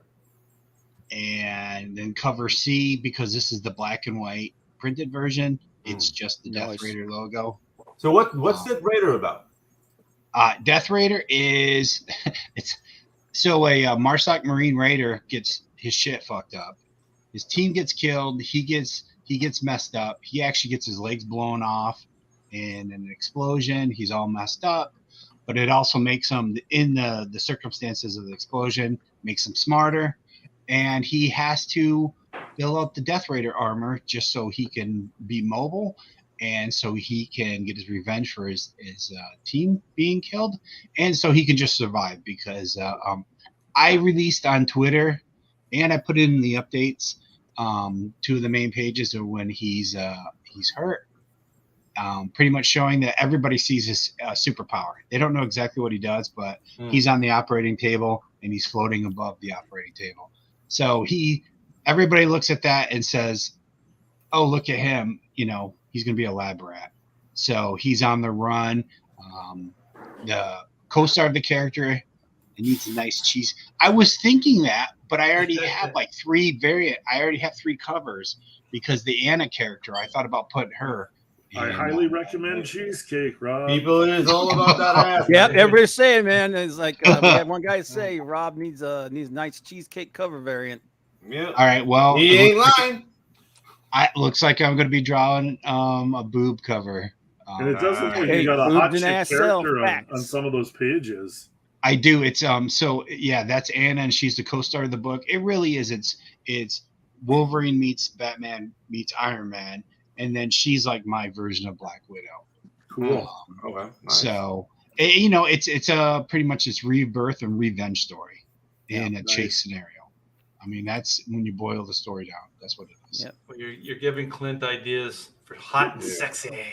A book where men are men and women are women. Yeah, Imagine exactly. that. Yeah, so And- you guys remember Rob Hunter's there's a link for Death Raider in the description, so click that. Go pick yourself up a book. You're about 3 weeks into the campaign? Yeah, I have 40 days to go, which a lot of people give me advice like, dude, you should have just done the 30 and condensed it. Instead, now you're in that no man's land of you have to keep promoting it, but people are like, oh, I still got 40 days to buy it or whatever.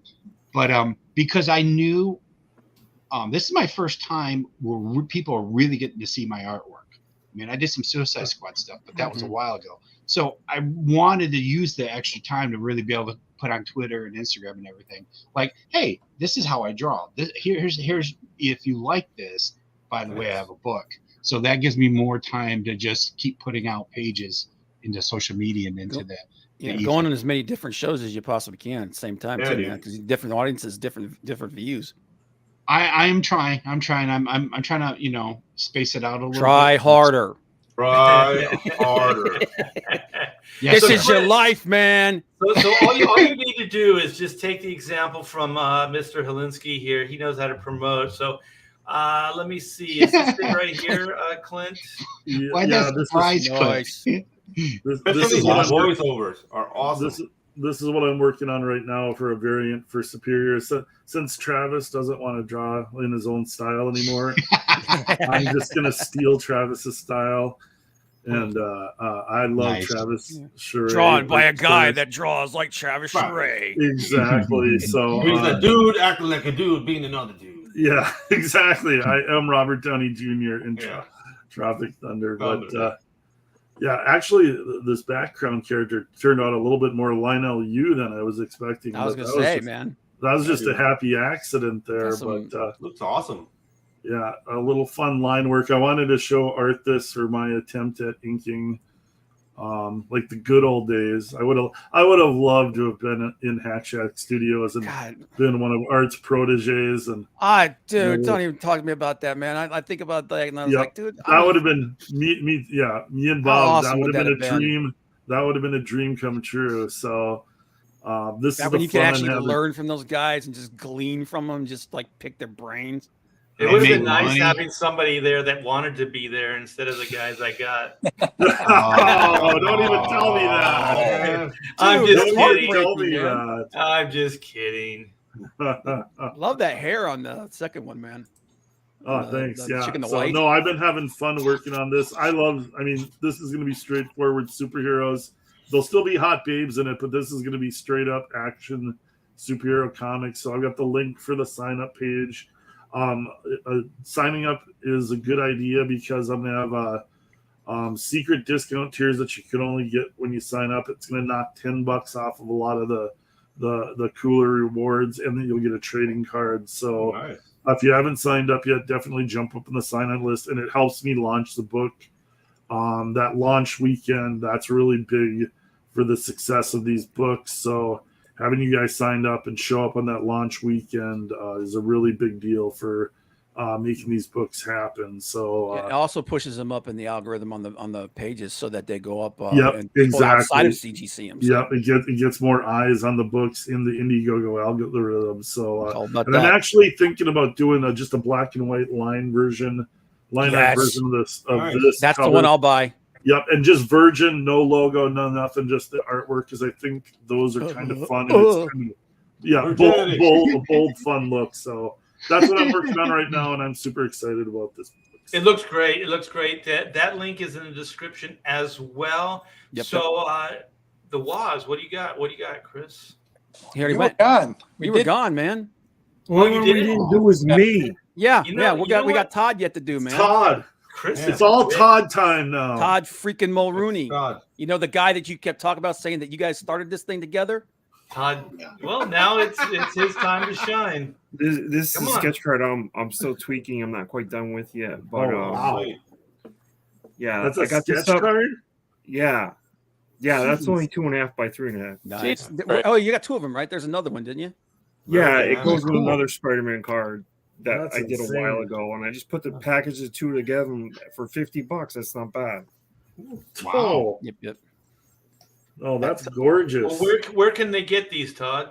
It's on auction in it's a group on Facebook called Personal Sketch Card Auctions. I'm looking it up right now. Personal. What did you do the coloring with? Alcohol markers. Oh wow. Damn. Also, Todd's social media is in the chat.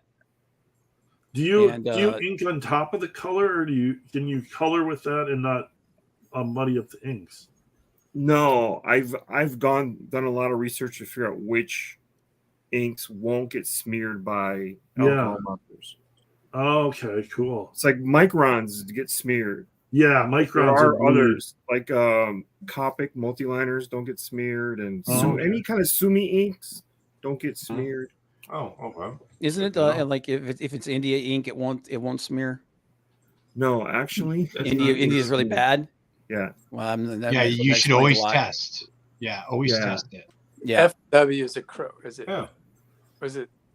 I'm trying to think. The one of the India inks is not real India ink because it's acrylic. Acrylic. Yeah, I use FW. Yeah, I acrylic, did too. Actually, it clogs the shit out of your brushes, but Yes, it does. Yeah. Also, go over to Todd's social media on his Twitter. Check out his Supernatural Wrestling League. That's a project he's been working on for a while. It's badass. Dude's got the chops, man. I'm doing sets, but I don't even want to talk about who they're for. But I Spider-Man for one, because I know this guy will back me up any day. But I'm doing Ultraman. Woo! Ooh, that's cool. Sweet. I've been watching a lot of Ultraman. Dude, I'm a huge Daikaiju fan.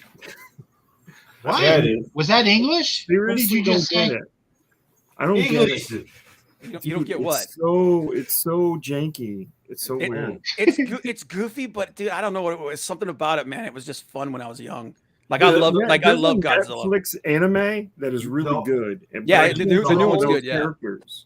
I can only draw the Ultra 7 and the first series. Godzilla was okay, but Johnny Sacco. Oh, Johnny Sacco and Giant Robo. Dude, man. I don't have it around here. I've got a freaking like a giant Robo figure like this big. It's made out of metal. Made out of die-cast metal. It's badass, man. Dude, but the thing is that whole era of Ultraman, it's called like Super Sentai, and it's Super always Sentai, like guys like dancing and summoning a robot, and like Power Rangers, like the American version of that. But there's like tons of shows, and it gets really weird. Well, Power Rangers is actually like multiple shows put together. Yeah, put together into one. Yeah, but dude, I'll tell you, here's one for you. If you guys remember, Zone Fighter? No, I don't know. Like maybe like that's Toho. the basically, they bought the rights to Godzilla, and they took all the Godzilla monsters, and they added like frills and stuff around it. It's the goofiest shit you ever saw in your life, but it's so freaking awesome. Like you can see, like if there's a car like being blown by a hurricane, you can see the wires, and it's just like, and you see the dude like, "Oh, I've got you." I love that shit. It's the best. Man, I had to ask the guys like, hey, I just have to draw within the parameters of the characters in series that you want, but I still get to do it in my style, right? Like I don't have to draw a guy who looks like he's in a rubber suit. And he goes, no, you can do it in your style. I'm like, thank God. Oh yeah, dude. The comic series are doing that. Alex Ross was doing the covers, and he did a guy in a suit. If you look. He did the rubbery. It looked like a dude in a suit. It was badass, man. But it was cool. It was painted from a dude in a suit. Photo reference that he had. Yeah. It looked badass because it was suit. Alex Ross, and that's what Alex Ross can do. I want to promote something here. Of course, there's Black and White, Man vs. Machine Volume 2. I'm working my tail off every day, getting closer and closer to the finishing line. But what page are you on, Art? I actually have like 54 on my desk here, but I'm going out of order. But I wanted so you got 6 pages done, or I got like a handful of pages done. Don't say that. I'm just kidding. They'll believe you. Oh, this is awesome. Believe me if I say that. So this is the John Malin tribute. This is the coolest part about CG is now. There are actual CG creators that are topics, for comic books. Memes. So this is no cover. This is the John Malin adventure. Even though I don't know if John ever gave permission to Sierra Whiskey to do this. No, he didn't. I'm sure there's going to be a big old lawsuit like Chris Wozniak is doing with Warner Brothers based on this. So I'm sure that John Malin's going to be suing somebody very, very soon. But before that happens, you guys should go back this book. This is No Cover. A man sets out to claim what is his. Will he ever find his Del Keown comic book cover? I say yes, but I'm a believer in happy endings. So this is 7 days left for the first 30 days. I'm sure this will probably roll over. We are at 14,004. 324 backers. I think we can do better than this. We got to remember, this is Donald DeLay. So Donald does not promote. So we got to promote for Donald. So if you guys could go to your Twitter and hey, Bob, can you put a link for this in the chat? If not, I'll do it when I come back. I got it. Okay, cool. And yeah, click that link, go back the book. And if you have already backed the book, go to your social media and share out a tweet, share out a mention, and see if we can get some more eyes on this book. It looks absolutely fantastic. Donald DeLay is old school Comicsgate. He's been around for a while. One of my first YouTube channel shows, I had Donald DeLay on. And it was a hoot. It turns out the guy does not like pineapple on his pizza. Pizza. Yeah. So weird. Very adamant about that point. Yeah, it's delicious. He's basically robbing himself of one of the better parts of life. But anyways, this is a husky 60-page book with 58 pages of action-packed sequential art. So I guess 2 pages of just filler. This is written by Sierra Whiskey, who's he's kind of like our own comic book Bob. He's kind of always lurking in the shadows, supporting projects and stuff. Yeah. So it's nice to see him out in the limelight. When I lived in California, we used to hang out. He's a really good guy, and he really does believe in everything that we're doing here. So he is CG. He bleeds CG. And that's who created this, and this is the writer, Donald DeLay, of course, Cash Grab and Brutus the Badass, and our own Eric Weathers. And hey, here's the main cover right here. It's cool. Yeah, it's fantastic. It's like a news headline: "Whiskey delays weather." Yeah, it does. It almost works. Yeah. Got so drunk that it stopped the storm. Yeah, it's like, wow, like you live in slow-mo. Yeah. So I don't know if you guys are like kind of new to CG.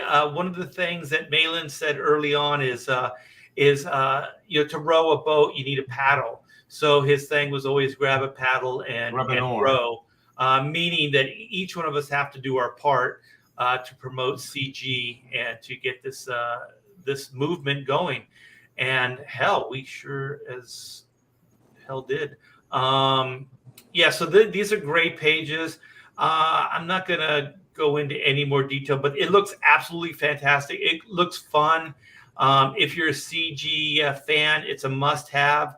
So I think Bob put the link in the description. I'll do the same when I come back. And yeah, it's good people. There's a lot of good people in Comicsgate, and Sierra Whiskey and Donald DeLay are 2 of them. And so we are going to wrap this up. I want to thank everybody in the chat for hanging out with us. Yeah. Let's do it. For the last 2 hours or so. It's always great every week. I look forward to hanging out with these Goombas. These assholes. Goombas.